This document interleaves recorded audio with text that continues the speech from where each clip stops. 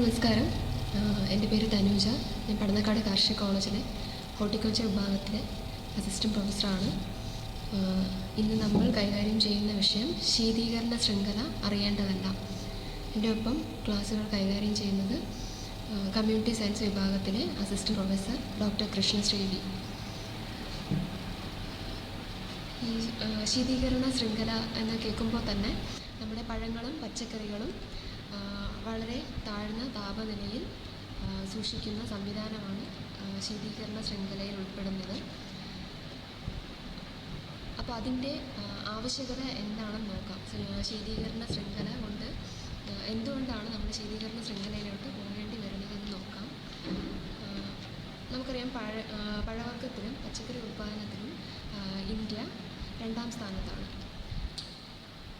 പക്ഷേ നമ്മുടെ കണക്കുകൾ പ്രകാരം നമ്മുടെ ഉൽപ്പാദനത്തിൻ്റെ ഏകദേശം 25 മുതൽ 40% വരെ നമ്മുടെ ഉൽപ്പന്നങ്ങളുടെ നഷ്ടം സംഭവിക്കുന്നു. അതായത് വിളവെടുപ്പിന് ശേഷം ഒരു കർഷകൻ്റെ ഫീൽഡിൽ നിന്ന് നമ്മുടെ ഉപഭോക്താവിൻ്റെ കയ്യിൽ എത്തുന്നത് വരെ ഏകദേശം ഒരു 25 മുതൽ 40% വരെ വിളവുകൾക്കനുസരിച്ച് ഈ അനുപാതത്തിൽ വ്യത്യാസം വരാം. പക്ഷേ കുറഞ്ഞത് ഒരു 25% നമ്മുടെ കൈകാര്യം ചെയ്യുന്നതിലെ അപാകത മൂലം നഷ്ടം സംഭവിക്കുന്നു. നമുക്ക് തന്നെ കാണാൻ പറ്റും. ഇപ്പോൾ നമ്മുടെ വീടുകളുടെ പരിസരത്ത് എങ്ങാനും ചെറിയ കടകളുണ്ടെങ്കിൽ ഓരോ ദിവസവും കച്ചവടം അവസാനിക്കുമ്പോൾ കേടായതോ പഴകിയതോ ആയിട്ടുള്ള പഴങ്ങളും പച്ചക്കറികളും കുറച്ചവർ വലിച്ചെറിയുന്നതായിട്ട് നമുക്ക് കാണാൻ പറ്റും.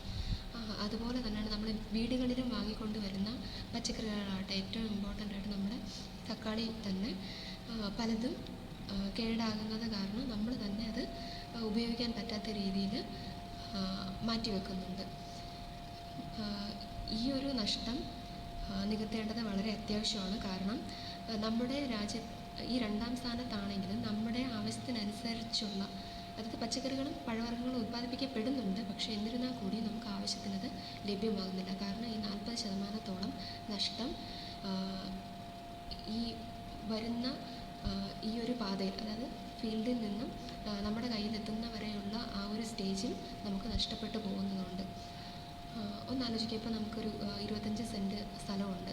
നമ്മളതിൽ പയർ കൃഷി ചെയ്യുകയാണ്. ഏകദേശം ഒരു 100 കിലോ വിളവ് നമ്മൾ പ്രതീക്ഷിക്കുന്നുണ്ട്. പക്ഷെ നമുക്ക് കിട്ടുന്നത്, അതായത് കർഷകൻ ഇപ്പോൾ അത് വിളവെടുക്കുന്ന സമയത്ത് ചിലപ്പം ശ്രദ്ധക്കുറവ് കാരണം കുറച്ച് പയർ അങ്ങോട്ടും ഇങ്ങോട്ടുമൊക്കെ മാറ്റിയിടാനോ അല്ലെങ്കിൽ അതിൽ ചെറിയ പൊട്ടലുകളൊക്കെ ഉണ്ടാകാനോ ഉള്ള സാധ്യതകളുണ്ട്. പിന്നെ ചില എന്തെങ്കിലും രോഗങ്ങൾ വന്നതായിരിക്കാം. അപ്പോൾ അത് കാരണം ആ ലെവലിൽ തന്നെ ഒരു 10 മുതൽ 15% വരെ മാറ്റിവെക്കപ്പെടും. അതിനുശേഷം ആ കർഷകൻ്റെ കയ്യിൽ നിന്നും തൊട്ടടുത്ത് ഒരു കച്ചവടക്കാരൻ്റെ കയ്യിലോട്ട് എത്തുമ്പോൾ അവിടെയും കുറച്ച് നഷ്ടം ഉണ്ടാകും. ഏറ്റവും ലാസ്റ്റ് ഉപഭോക്താവിൻ്റെ അടുത്തിൽ എത്തുമ്പോൾ ഈ ഒരു 40% നഷ്ടം അവിടെ വരെ എത്തപ്പെടാം. അതായത് 100 കിലോഗ്രാം കിട്ടേണ്ട സ്ഥാനത്ത് നമുക്കൊരു 60 കിലോഗ്രാം മാത്രമാണ് കിട്ടുന്നത്. ഈ ഒരു 40 കിലോഗ്രാം ഒന്നുകൂടി നമുക്ക് ഉൽപ്പാദിപ്പിച്ചെടുക്കണമെങ്കിൽ എത്രത്തോളം നമുക്ക് സമയം ആവശ്യമാണ്.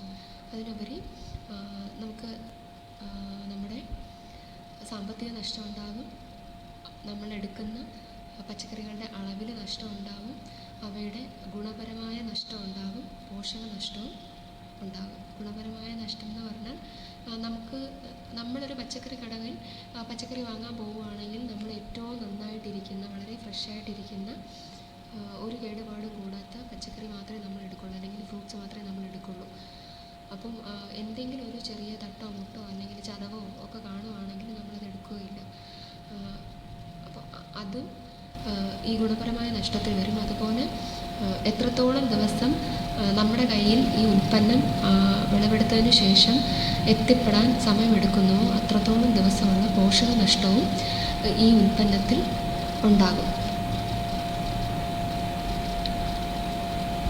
അപ്പോൾ എങ്ങനെയൊക്കെയാണ് ഈ ഡാമേജസ്, അതായത് പരിക്കുകൾ നമ്മുടെ പഴങ്ങളിലും പച്ചക്കറികളിലും എത്തുന്നത് നോക്കാം. പ്രധാനമായിട്ടും യാന്ത്രികമായിട്ടുള്ള പരിക്കാണ്. യാന്ത്രികമായിട്ടുള്ള പരിക്കെന്ന് പറയുമ്പോൾ നമ്മൾ ഈ വിളവെടുക്കുന്ന സമയത്ത് വരാം. വിളവെടുത്ത ശേഷം അത് മറ്റൊരു സ്ഥലത്തേക്ക് കൊണ്ടുപോകുന്നതിന് നമ്മൾ ഇതൊക്കെ പാക്ക് ചെയ്ത്, അതായത് പൊതിഞ്ഞ് കൊണ്ടുപോകുകയാണെങ്കിൽ ആ ഒരു സമയത്ത് വരുന്ന യാന്ത്രികമായിട്ടുള്ള പരിക്കുകളാകാം. അല്ലെങ്കിൽ നമ്മളൊരിടത്ത് സൂക്ഷിച്ചു വെക്കുകയാണ്. ആ സൂക്ഷിച്ച് വെക്കുമ്പോഴുള്ള പരിക്കുകളാകാം, അല്ലെങ്കിൽ ഈ കൊണ്ടുപോകുന്ന, അതായത് ഒരു സ്ഥലത്തു നിന്ന് മറ്റൊരു സ്ഥലത്തേക്ക് കൊണ്ടുപോകുന്ന സമയത്ത് വരുന്ന പരിക്കുകളാകാം.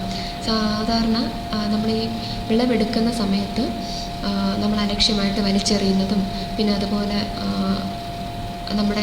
നമ്മളത് വിളവെടുക്കാൻ വേണ്ടി ഉപയോഗിക്കുന്ന മെഷീൻസ് അല്ലെങ്കിൽ കത്തികൾ ചിലപ്പോൾ അതേ പഴത്തിന് അല്ലെങ്കിൽ പച്ചക്കറിക്ക് അനുയോജ്യമായിക്കൊള്ളണമെന്നില്ല. അപ്പം അങ്ങനെ വരുമ്പോഴും മുറിവുകളൊക്കെ വരാനുള്ള സാധ്യതകളുണ്ട്.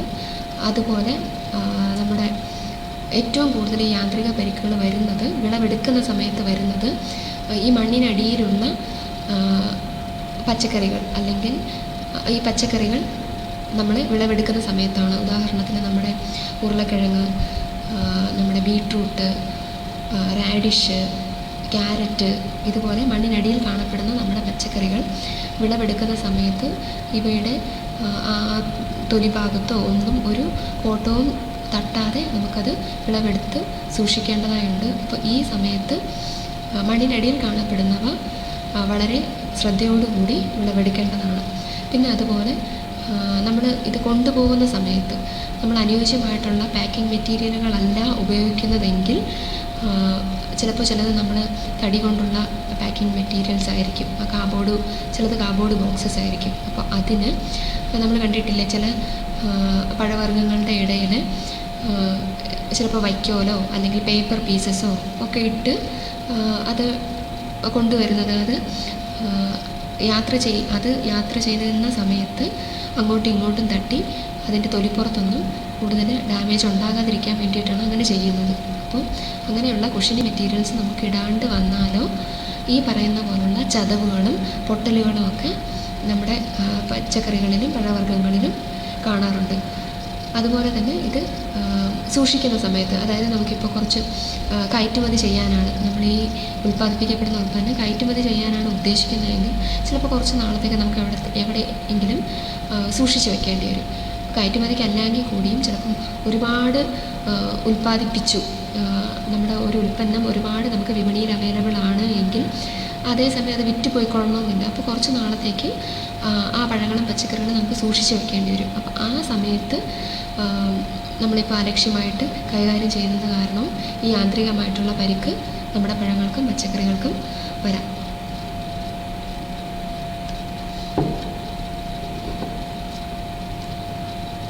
അടുത്ത് വരാവുന്നത് ഇതുപോലെ രോഗകാരികളുടെ പ്രവർത്തനം കാരണമാണ്. അതായത് നമുക്കറിയാം, നമ്മുടെ പഴങ്ങളിലും പച്ചക്കറികളിലും ഏറ്റവും കൂടുതലും അടങ്ങിയിരിക്കുന്ന ഘടകം എന്ന് പറയുന്നത് ജലാംശമാണ്. അതിൽ ഈ പയറുവർഗ്ഗങ്ങളിൽ മാത്രമാണ് പ്രോട്ടീൻ്റെ അളവ് കൂടുതലായിട്ടുള്ളത്. ബാക്കി നമ്മുടെ ഇലക്കറികളായിക്കൊള്ളട്ടെ, അല്ലെങ്കിൽ തക്കാളി, വഴുതന, അതുപോലുള്ള നമ്മുടെ പഴങ്ങൾ, മീൻസ് ഫ്രൂട്ട്സ്, വെജിറ്റബിൾസ് ആയിട്ട് ഉപയോഗിക്കുന്നവയായിക്കൊള്ളട്ടെ, അവയിലൊക്കെ ആണെങ്കിലും ജലാംശമാണ് ഏറ്റവും കൂടുതലുള്ളത്. അപ്പോൾ നമ്മൾ ഈ വിളവെടുക്കുന്ന മുതൽ ഈ ഒരുപാട് ഒരിടത്തു നിന്ന് മറ്റൊരിടത്തോട്ട് കൊണ്ടുപോകുന്നു, സ്റ്റോർ ചെയ്യുന്നു, അല്ലെങ്കിൽ അത് ഗ്രേഡ് ചെയ്യുന്നു, പാക്ക് ചെയ്യുന്നു, ഈ സമയങ്ങളിലൊക്കെയും ഈ ജലാംശം നഷ്ടപ്പെടാനുള്ള സാധ്യതയുണ്ട്. അപ്പോൾ ഈ ജലാംശം നഷ്ടപ്പെടുകയോ ഈ പറയുന്ന പോലെ യാന്ത്രികമായിട്ടുള്ള പരിക്കുകൾ ഈ പഴവർഗ്ഗങ്ങളിലും പച്ചക്കറികളിലും വരുമ്പോൾ ചെറിയ വിള്ളലൊക്കെ വരാം. അപ്പോൾ അത് നമ്മുടെ രോഗകാരികളായിട്ടുള്ള ഫംഗസ്, ബാക്ടീരിയ, മൗൾസ്, അപ്പോൾ ഇതുപോലുള്ള രോഗകാരികൾ പെട്ടെന്ന് ഇതിനെ ബാധിക്കാനുള്ള സാധ്യതയുണ്ട്.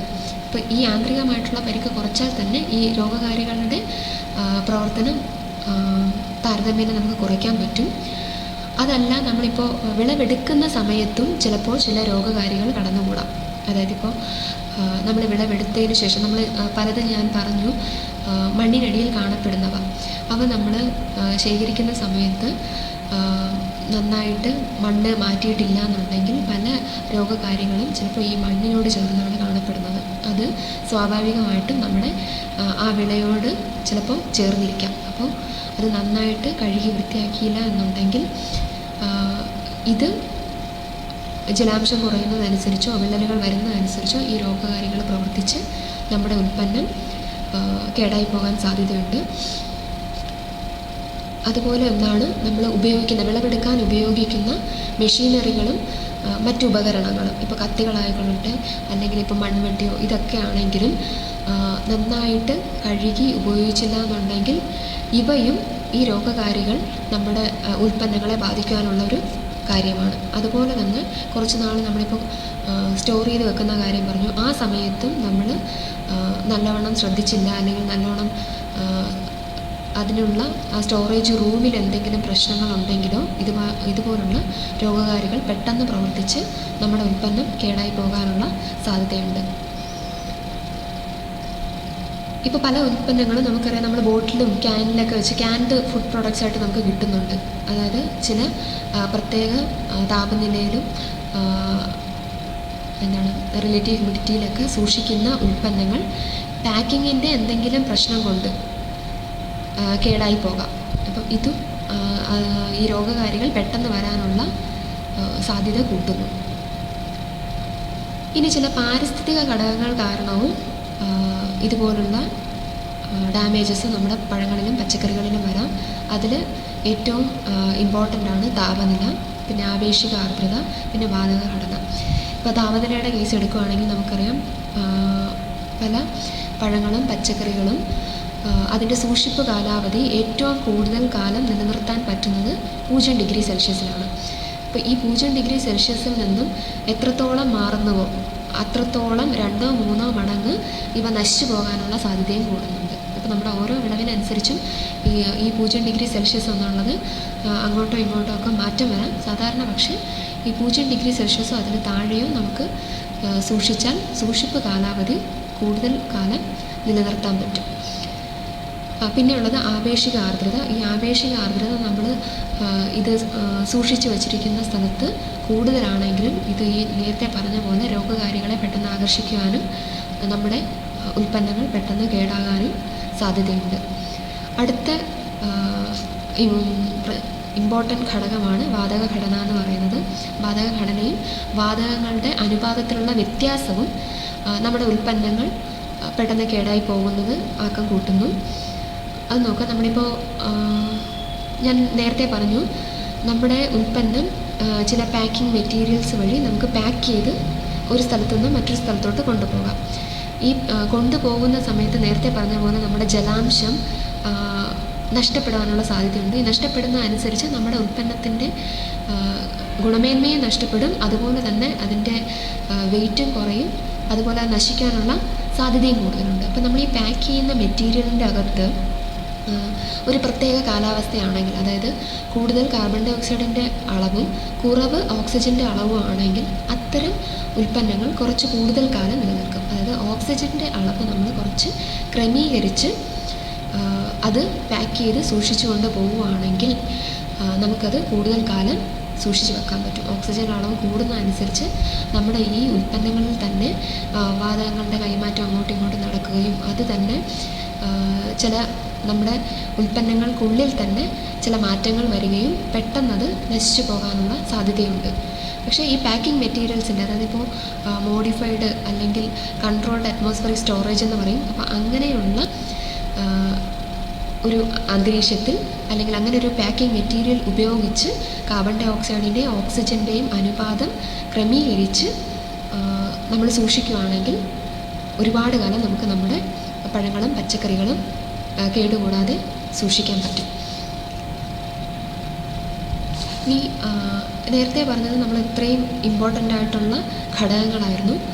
അതുപോലെ തന്നെ നമ്മൾ ശ്രദ്ധിക്കേണ്ട അടുത്ത ഘടകങ്ങൾ, അതായത് ഈ പറയുന്ന കാരണങ്ങൾ കൊണ്ടും നമ്മുടെ ഉൽപ്പന്നങ്ങൾ നശിച്ചു പോകാം. ഒന്നാമത് വിളവെടുപ്പിലെ അപര്യാപ്തത. ഇതെന്താ ഉദ്ദേശിക്കുന്നതെന്ന് വെച്ചാൽ, ഇപ്പോൾ ഒരു ദിവസം കൊണ്ട് വിളവെടുത്ത് തീരേണ്ട ഒരു വിള 2-3 ദിവസം കൂടുതൽ നീണ്ടു നിൽക്കുകയാണെങ്കിൽ അതും നമ്മുടെ ഉൽപ്പന്നങ്ങളുടെ സൂക്ഷിപ്പ് കാലാവധിയെ ബാധിക്കാം, അല്ലെങ്കിൽ നമ്മുടെ ഉൽപ്പന്നങ്ങൾ പെട്ടെന്ന് കേടായി പോകാം. ഒറ്റ ദിവസം കൊണ്ട് മാക്സിമം പറ്റുന്ന അത്രയും വിളവെടുക്കാൻ ശ്രദ്ധിക്കുക. പിന്നെ വിളവെടുക്കുന്ന ദിവസം മഴ ഉണ്ടാകാതിരിക്കാൻ ശ്രദ്ധിക്കുക. അതായത് ഇപ്പോൾ നമുക്ക് നമ്മുടെ കയ്യിൽ നിൽക്കുന്ന കാര്യമല്ല, പക്ഷെ മഴയുണ്ടെങ്കിലോ മഴ കഴിഞ്ഞ് പിറ്റേ ദിവസമാണെങ്കിലോ വിളവെടുപ്പ് വരുന്നതെങ്കിൽ അത് തൊട്ടടുത്ത ദിവസത്തേക്ക് മാറ്റി വയ്ക്കുക. കാരണം ഈ ദിവസങ്ങളിലാണെങ്കിൽ നേരത്തെ പറഞ്ഞ പോലെ താപനില വളരെ കുറവായിരിക്കും, ആപേക്ഷിക ആർദ്രത കൂടുതലായിരിക്കും.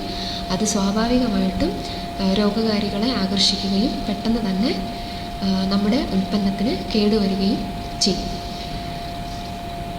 അടുത്ത് ശ്രദ്ധിക്കേണ്ട കാര്യം, നേരത്തെ പറഞ്ഞ പോലെ നമ്മൾ ഹാർവെസ്റ്റ് ചെയ്യാൻ, അതായത് വിളവെടുക്കാൻ ഉപയോഗിക്കുന്ന ഉപകരണങ്ങളും മെഷീൻസും ഓരോ വിളയ്ക്കും അനുസരിച്ച് വ്യത്യാസപ്പെടാം. ഓരോ വിളവിനും അനുയോജ്യമായിട്ടുള്ള മെഷീനറീസും ഉപകരണങ്ങളും വിളവെടുക്കാൻ ഉപയോഗിക്കുമ്പോൾ ഈ ഉപകരണങ്ങൾ അണുവിമുക്തമാക്കി ഉപയോഗിക്കുക. അപ്പോൾ ഈ ഒരു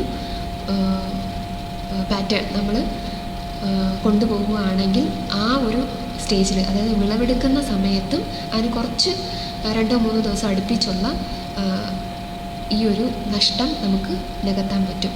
തൊട്ടടുത്ത് ശ്രദ്ധിക്കേണ്ട കാര്യം, നമ്മൾ ഗതാഗതമാണ്. അതായത് കയറ്റി കൊണ്ടുപോകുന്നത്, കർഷകൻ്റെ സ്ഥലത്ത് നിന്ന് മറ്റൊരു സ്ഥലത്തോട്ട് കൊണ്ടുപോകുന്നത്. നമുക്കറിയാം, നമുക്ക് കുറച്ച് ഉള്ളിലോട്ട്, അതായത് ഒരു പഞ്ചായത്ത് പ്രദേശത്തിൻ്റെ ഉള്ളിലോട്ടൊക്കെ ആയിരിക്കും ഈ കൃഷി ഏറ്റവും കൂടുതലുണ്ടാവുക. അപ്പോൾ അവിടുന്ന് വിളവെടുക്കുന്ന ഒരു ഉൽപ്പന്നം നമ്മുടെ ഉപഭോക്താവിൻ്റെ കയ്യിലോട്ട് എത്തിക്കണമെങ്കിൽ ഒത്തിരി ദൂരം ചിലപ്പം ഇതിനെ ട്രാൻസ്പോർട്ട് ചെയ്ത് കൊണ്ടുപോകേണ്ട ആവശ്യമുണ്ട്. അപ്പോൾ ഈ ഒരു വഴിയിൽ നമ്മൾ കൊണ്ടുപോകാൻ ഉപയോഗിക്കുന്ന വാഹനം കൂളിംഗ് എഫക്റ്റ് കൊടുത്ത് കൊണ്ടുപോകാൻ പറ്റുവാണെങ്കിൽ നമ്മുടെ ഉൽപ്പന്നം അത്രയും ഗുണമേന്മയുള്ളതായിട്ടിരിക്കും. ഇപ്പോൾ നമുക്ക് കയറ്റുമതി ചെയ്യാനാണെങ്കിലും നമ്മൾ ഈ ഗതാഗതം ഉപയോഗിക്കുമ്പോൾ ഏത് വാഹനമാണോ ഉപയോഗിക്കുന്നത് ആ വാഹനത്തിനൊരു കൂളിംഗ് എഫക്റ്റ് കൊടുക്കാൻ ശ്രദ്ധിക്കുക. ഇപ്പോൾ നമുക്ക് ചെറിയ നാനോ പാർട്ടിക്കിൾസ് കൊണ്ടുള്ള ചെറിയ ക്യാപ്സ്യൂൾസൊക്കെ ഉൽപ്പാദിപ്പിക്കാൻ വേണ്ടിയിട്ട് റിസർച്ചൊക്കെ നടക്കുന്നുണ്ട്. അങ്ങനെയൊക്കെ ആണെങ്കിൽ നമ്മുടെ ട്രക്കുകളിൽ അതുപോലുള്ളൊരു ക്യാപ്സ്യൂൾ ഇട്ടാൽ യാതൊരു കേടുപാടും കൂടാതെ നമ്മുടെ ഉൽപ്പന്നം ഉപഭോക്താവിൻ്റെ കയ്യിൽ എത്തുന്നവരെ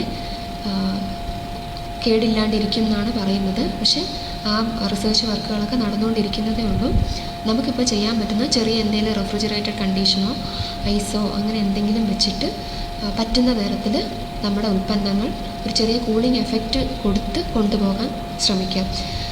ഇപ്പോൾ എക്സ്പോർട്ടിംഗ് പർപ്പസിനാണെങ്കിലും, അതായത് കയറ്റുമതി ചെയ്യുന്നതിനാണെങ്കിലും ഈ ഒരു തരത്തിൽ കൊണ്ടുപോയിട്ടില്ല എന്നുണ്ടെങ്കിൽ നമ്മുടെ പഴങ്ങളുടെ അല്ലെങ്കിൽ പച്ചക്കറികളുടെ ഗുണമേന്മ കുറയാനുള്ള സാധ്യത കൂടുതലാണ്. പിന്നെ ഉള്ളത് സംഭരണമാണ്. സംഭരണം നമുക്കറിയാം, ഈ നമ്മുടെ വിളവെടുപ്പ് കഴിഞ്ഞ് എത്രത്തോളം പെട്ടെന്ന് നമ്മുടെ ഉപഭോക്താവിൻ്റെ കയ്യിലെത്തുന്നുവോ അത്രത്തോളം നഷ്ടം നമുക്ക് കുറയ്ക്കാൻ പറ്റും.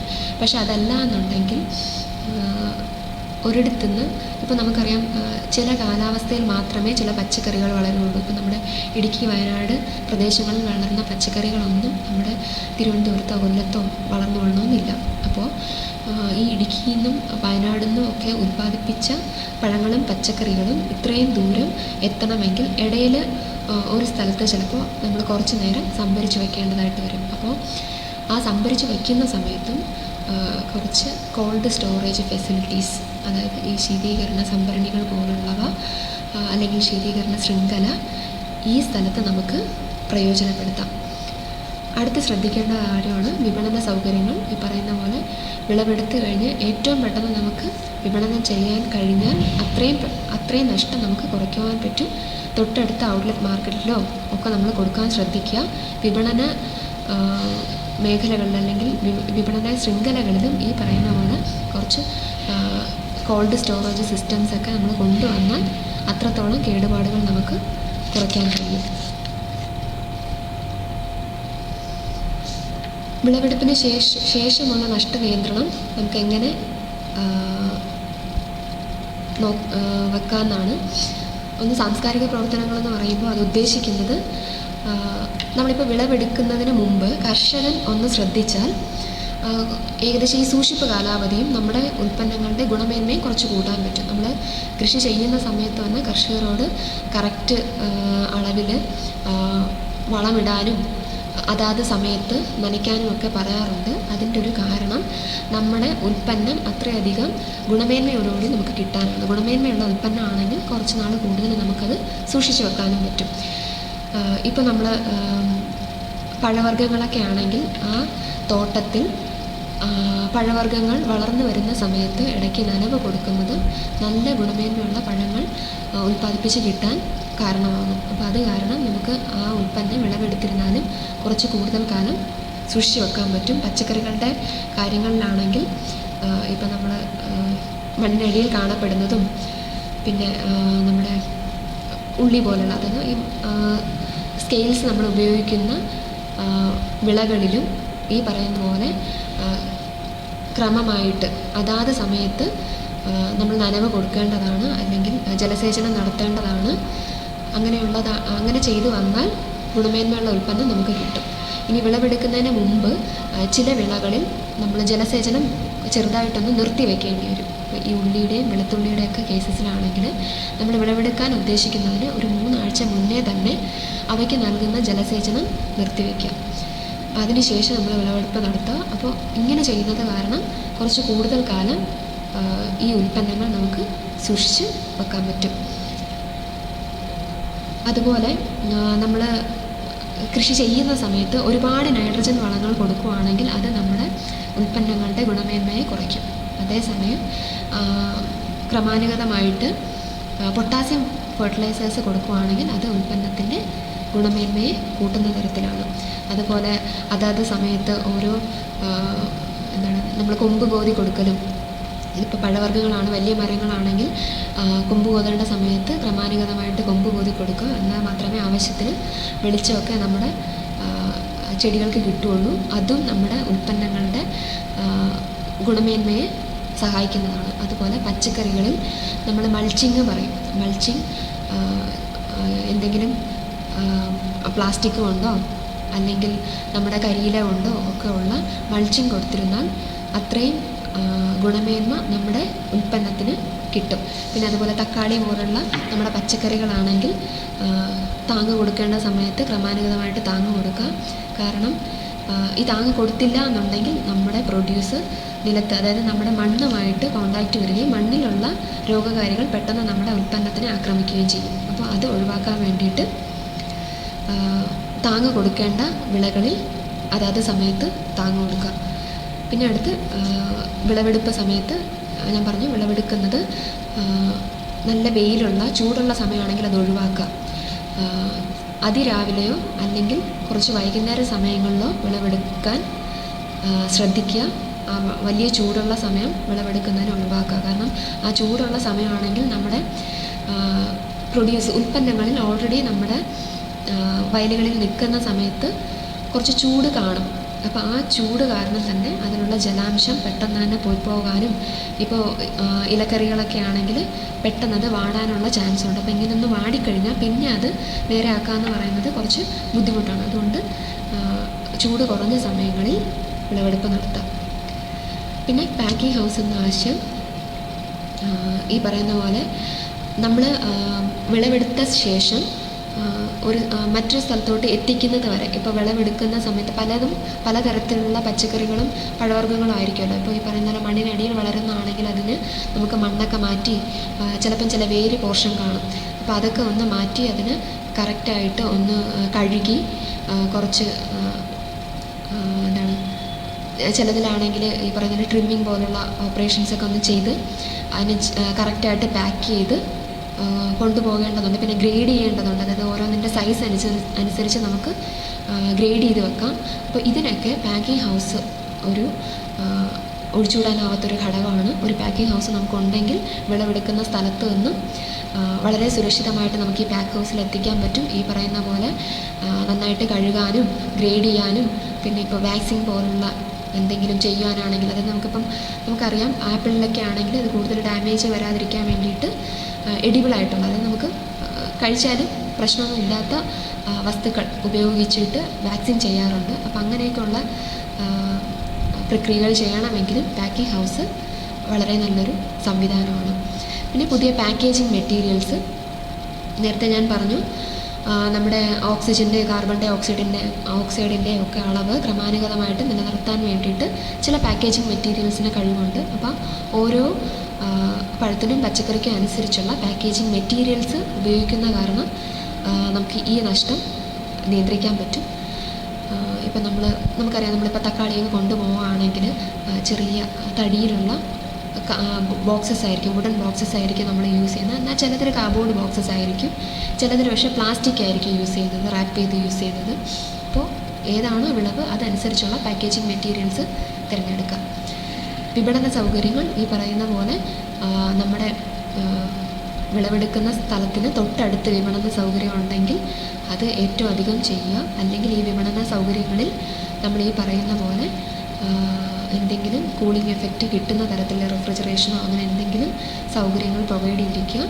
അതല്ല നമ്മൾ കയറ്റുമതി ചെയ്യാനാണ് ഉദ്ദേശിക്കുന്നതെങ്കിൽ അപ്പോൾ തന്നെ, അതായത് വിളവെടുക്കുന്ന സമയത്ത് തന്നെ അതിനനുസരിച്ചുള്ള കാര്യങ്ങൾ മുന്നോട്ട് നീക്കുക. വിളവെടുക്കുന്ന സമയവും അതനുസരിച്ച് നീക്കുക. അതായത് ഇപ്പോൾ കുറച്ച് കയറ്റുമതി ചെയ്യാൻ ഉദ്ദേശിക്കുന്നുണ്ടെങ്കിൽ നമുക്കറിയാം ചില പഴങ്ങളും പച്ചക്കറികളും നേരത്തെ വിളവെടുത്ത് വെച്ചിരുന്നാൽ കൂടി കുറച്ച് നാൾ നമുക്കത് സൂക്ഷിച്ച് വെച്ചാൽ പാകപ്പെട്ട് കിട്ടും. അപ്പോൾ അങ്ങനെയുള്ളതാണെങ്കിൽ കറക്റ്റ് അത് ഒന്ന് വിളഞ്ഞു വരുന്ന പാകത്തിന് വിളവെടുപ്പ് നടത്തിയിട്ട് കയറ്റുമതി ചെയ്യാൻ കണക്കിന് അതിനെ പാക്ക് ചെയ്ത് ഗ്രേഡ് ചെയ്ത് വെക്കുക. പിന്നെ ഏറ്റവും ഉള്ളൊരു സംവിധാനമാണ് നമ്മുടെ ശീതസംഭരണികൾ അല്ലെങ്കിൽ കോൾഡ് സ്റ്റോറേജ് എന്ന് പറയുന്നത്. അതായത് നമുക്ക് പഴങ്ങളും പച്ചക്കറികളും നല്ല താപനില കുറച്ചുള്ള സംഭരണികളിൽ സൂക്ഷിച്ച് വെക്കാൻ പറ്റും. അപ്പോൾ അതിനെപ്പറ്റി കൂടുതലായിട്ട് കൃഷ്ണശ്രീ മാഡം പറയും. അപ്പോൾ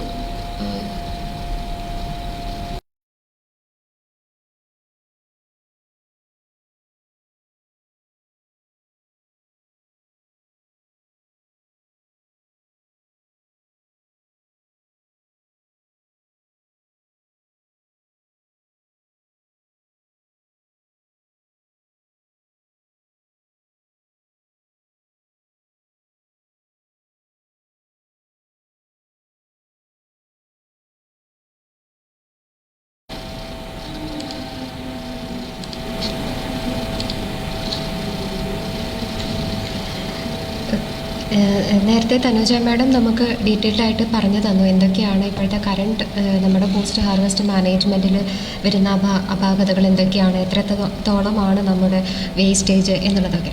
അപ്പോൾ നമുക്ക് മനസ്സിലായി നമ്മൾ ഏറ്റവും കൂടുതലായിട്ട് ഭക്ഷ്യോൽപാദനം നടത്തുന്ന ഒരു രാഷ്ട്രമാണ് ഇന്ത്യ. ചൈന കഴിഞ്ഞാൽ പിന്നെ ഏറ്റവും കൂടുതൽ ഭക്ഷ്യധാന്യങ്ങൾ ഉൽപ്പാദിപ്പിക്കുന്ന ഒരു രാജ്യമാണ് ഇന്ത്യ. അപ്പം ഏകദേശം നമുക്ക് 165 മെട്രിക് ടണ്ണോളം പാല് നമ്മൾ ഉൽപ്പാദിപ്പിക്കുന്നുണ്ട്. അതുപോലെ 277 ടണ്ണോളം നമ്മൾ പഴം പച്ചക്കറി നമ്മൾ ഉൽപ്പാദിപ്പിക്കുന്നുണ്ട്. മത്സ്യമാണെന്നെങ്കിൽ നമ്മൾ ഒരു 11 മെട്രിക് ടണ്ണോളം മത്സ്യം, അതുപോലെ തന്നെ 7.4 മെട്രിക് ടണ്ണോളം മാംസ്യം എന്നിവയാണ് നമ്മളുടെ ഒരു ഉൽപ്പാദനക്ഷമത എന്ന് പറയുന്നത്. പക്ഷേ അത് കണക്കിലെടുക്കുന്നതോടുകൂടെ തന്നെ നമ്മൾ മനസ്സിലാക്കേണ്ട ഒരു വസ്തുത എന്താണെന്ന് വെച്ച് കഴിഞ്ഞാൽ ഈ പഴം പച്ചക്കറികൾ നമ്മളൊരു 277 മെട്രിക് ടൺ പഴം പച്ചക്കറികൾ ഉൽപ്പാദിപ്പിക്കുന്നുണ്ട് എങ്കിൽ അതിലൊരു 4.6% മുതൽ ഒരു 15% വരെയൊക്കെ നമുക്കതിൽ വേസ്റ്റേജ് ആയിട്ട് പോവുകയാണ്. അതുപോലെ തന്നെ നമുക്ക് ഒരു 5.2% നമ്മളുടെ ഇൻലാൻഡ് ഫിഷ്, അതുപോലെ തന്നെ ഒരു 10% നമുക്ക് മറൈൻ നമ്മുടെ മത്സ്യവിഭവങ്ങളൊക്കെ നമുക്ക് വേസ്റ്റായി പോകുന്നുണ്ട്. മാംസ്യത്തിൻ്റെ കാര്യത്തിൽ അതുപോലെ തന്നെയാണ്. ഒരു 2% നമുക്ക് മാംസ്യം അതുപോലെ തന്നെ ഒരു 7% നമുക്ക് പോൾട്രി മീറ്റൊക്കെ നമുക്ക് ശരിക്കും പറഞ്ഞു കഴിഞ്ഞാൽ വേസ്റ്റായിട്ട് പോവുകയാണ്. അപ്പം ഇങ്ങനെയുള്ളൊരു വേസ്റ്റേജ് നമുക്ക് കുറയ്ക്കാനായിട്ട് ഒരുപാട് കാര്യങ്ങൾ നമുക്കതിൽ ചെയ്യാൻ പറ്റും എന്നുള്ളതൊക്കെ കുറച്ച് ഡീറ്റെയിൽഡായിട്ട് തനുജ മാഡം പറഞ്ഞു. അപ്പോൾ അതിൽ ഏറ്റവും കൂടുതൽ ശ്രദ്ധ ആകർഷിച്ച് വരുന്ന ഒരു വിഭാഗമാണ് ശീതീകരണ ശൃംഖല എന്ന് പറയുന്നത്. അപ്പം ഈ ശീതീകരണ ശൃംഖലയുടെ കാര്യം പറയുമ്പോൾ എനിക്ക് ഓർമ്മ വരുന്നത് എന്താണെന്ന് വെച്ച് കഴിഞ്ഞാൽ 2005 നടന്നിട്ടുള്ളൊരു ഇൻസിഡൻ്റാണ്. അപ്പോൾ നമുക്കറിയാം ഫ്രാൻസിൽ കൂടുതലായിട്ടും വൈൻ ഉപയോഗിക്കുന്ന ഒരു രാജ്യമാണ് ഫ്രാൻസ്. അപ്പോൾ ഓസ്ട്രേലിയയിൽ ഇതുപോലെ തന്നെ നമുക്ക് ഒരുപാട് ഗ്രേപ്പ് വൈൻ അവർ പ്രൊഡ്യൂസ് ചെയ്യുന്നുണ്ട്. അപ്പം ഫ്രാൻസിലുള്ള കുറച്ച് ഇമ്പോർട്ടേഴ്സ് ഓസ്ട്രേലിയയിൽ നിന്നും വൈൻ ഫ്രാൻസിലേക്ക് ഇമ്പോർട്ട് ചെയ്തിരുന്നു. അപ്പോൾ കുറച്ച് കഴിഞ്ഞപ്പോൾ അവർക്ക് മനസ്സിലായി ഇവർക്ക് ലഭിക്കുന്ന വൈനിൻ്റെ ക്വാളിറ്റിയിലൊരു വ്യത്യാസമുണ്ട്, അതിൻ്റെ ആസിഡിറ്റിയിൽ കുറച്ച് വ്യത്യാസമുണ്ട്, കൂടുതലായിട്ട് കാണപ്പെട്ടു. അപ്പം ഇൻ്റർനാഷണൽ ട്രേഡ് ആകുമ്പോൾ നമുക്ക് പ്രത്യേകിച്ച് ഊഹിച്ചാൽ അറിയാമല്ലോ, കുറച്ചും കൂടെയൊക്കെ സ്ട്രിക്റ്റ് ആയിരിക്കും ക്വാളിറ്റി സ്റ്റാൻഡേർഡ്സൊക്കെ. അപ്പോൾ അതുകൊണ്ട് അവരെന്ത് ചെയ്തു, അവർ ഇനി മുതൽ ഈ പ്രൊഡക്റ്റ് വേണ്ട എന്നുള്ള രീതിയിൽ പറഞ്ഞു. പക്ഷേ ഓസ്ട്രേലിയക്ക് ഉറപ്പായിരുന്നു അവർ കയറ്റി അയക്കുന്ന പ്രോഡക്റ്റിൻ്റെ ക്വാളിറ്റി അത്രയും ഉറപ്പ് വരുത്തിയിട്ടാണ് അവരത് അയക്കുന്നത്. പിന്നെ എവിടെയാണ് ഈ പ്രശ്നം വരുന്നത് എന്നൊന്ന് അവർ ട്രേസ് ചെയ്യാൻ വേണ്ടിയിട്ട് അവരൊരു റേഡിയോ ഫ്രീക്വൻസി ഒരു ടെമ്പറേച്ചർ സെൻസിറ്റീവ് ആയിട്ടുള്ള ഒരു ടാഗ് അറ്റാച്ച് ചെയ്തിട്ട് അവരുടെ ബോട്ടിലിൽ അറ്റാച്ച് ചെയ്തിട്ടാണ് അവർ പിന്നെ വൈനിൻ്റെ ഷിപ്മെൻറ്റ് നടത്തിയിട്ടുള്ളത്. അപ്പം അവർക്കതൊന്നും മനസ്സിലാക്കാൻ സാധിച്ചത് എന്താണെന്ന് വെച്ച് കഴിഞ്ഞാൽ ഇത് ഇക്വേറ്റർ പാസ് ചെയ്ത് പോകുന്ന സമയത്ത് ഈ ടെമ്പറേച്ചർ പ്രോഡക്റ്റിൻ്റെ ടെമ്പറേച്ചറിൽ ഒരു വ്യത്യാസം വരികയാണ്. ഒരു 30 ഡിഗ്രിയുടെ കൂടുതൽ മുകളിൽ പോവുകയാണ്. അതുകൊണ്ടാണ് ഈ പ്രോഡക്റ്റ് ഫ്രാൻസിലെത്തുമ്പോഴേക്കും അതിൻ്റെ അസിഡിറ്റിയിൽ വ്യത്യാസം വരുന്നത്, അസിഡിറ്റി കൂടുതലായിട്ട് കാണപ്പെടുന്നത്.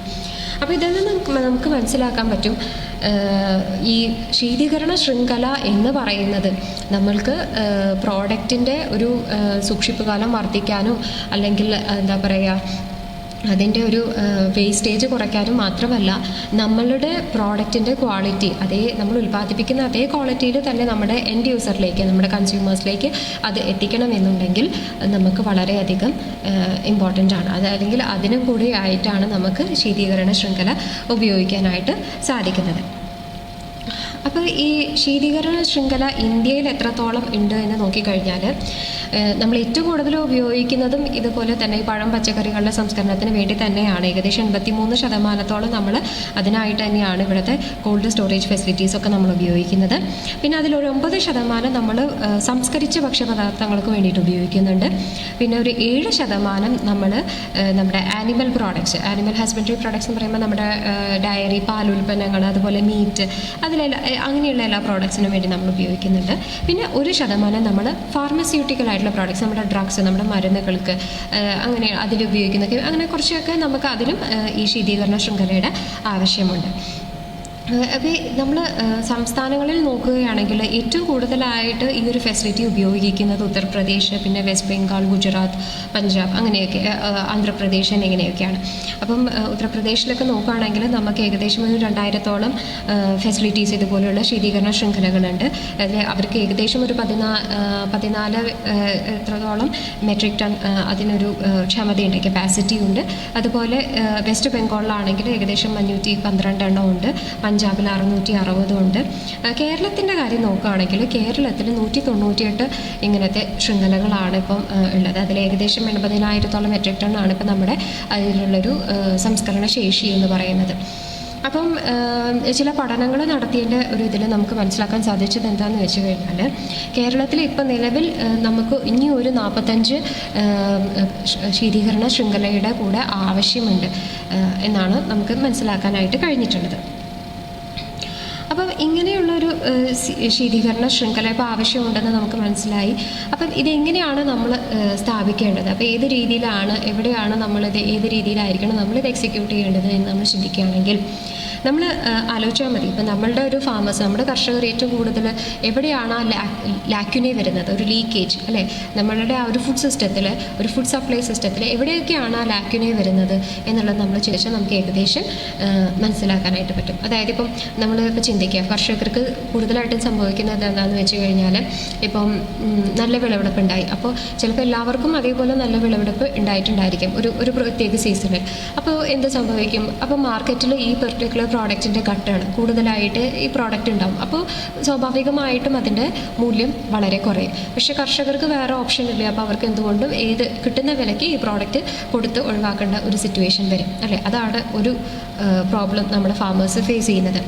പിന്നെ ഒരു പ്രോബ്ലം എന്താണെന്ന് വെച്ച് കഴിഞ്ഞാൽ ഇപ്പോൾ ചിലപ്പോൾ കുറച്ചും കൂടെ നല്ല മാർക്കറ്റ് പ്രൈസ് വേറെ ഏതെങ്കിലും സ്ഥലത്ത് നമുക്ക് ചിലപ്പോൾ കിട്ടുന്നുണ്ടായിരിക്കും. പക്ഷേ ഇവിടെ നിന്ന് ഈ പ്രോഡക്റ്റ് അങ്ങോട്ട് എത്തിക്കുക എന്ന് പറയുന്നത് ഒരു ബുദ്ധിമുട്ടായിട്ടുള്ള കാര്യമായിട്ടാണ് കർഷകരെ സംബന്ധിച്ചിടത്തോളം പിന്നെ അവർ ഫേസ് ചെയ്യുന്നൊരു പ്രശ്നം അതാണ്. അപ്പോൾ 2 രീതിയിലാണ് നമുക്ക് നമ്മുടെ കറണ്ട് ഫുഡ് സിസ്റ്റത്തിൽ നമുക്ക് ആ ഒരു ലാക്യൂന അല്ലെങ്കിൽ ആ കുറവ്, നമുക്ക് ഒരു ഗ്യാപ്പ് നമുക്ക് ഐഡൻറ്റിഫൈ ചെയ്യാൻ പറ്റുന്നത്. 1 ഭക്ഷ്യ വിതരണ സംവിധാനത്തിലും, 2 നമുക്ക് ഇതിപ്പോൾ ഒരു സീസണാണ്, സീസണിലെ അവൈലബിലിറ്റി കൂടുതലായിട്ട് പ്രൊഡ്യൂസ് ചെയ്തിട്ടുണ്ട്, അപ്പോൾ ഓഫ് സീസണിലേക്ക് നമുക്കിത് മാറ്റിവെക്കാൻ പറ്റുമോ എന്നുള്ളതിൻ്റെ ആ ഒരു ബ്രിഡ്ജ്, അവിടെ ഒരു ഗ്യാപ്പാണ്. അത് നമുക്ക് അങ്ങനെ ഒരു സാഹചര്യം നമ്മൾ ഇതുവരെ എക്സ്പ്ലോർ ചെയ്തിട്ടില്ല.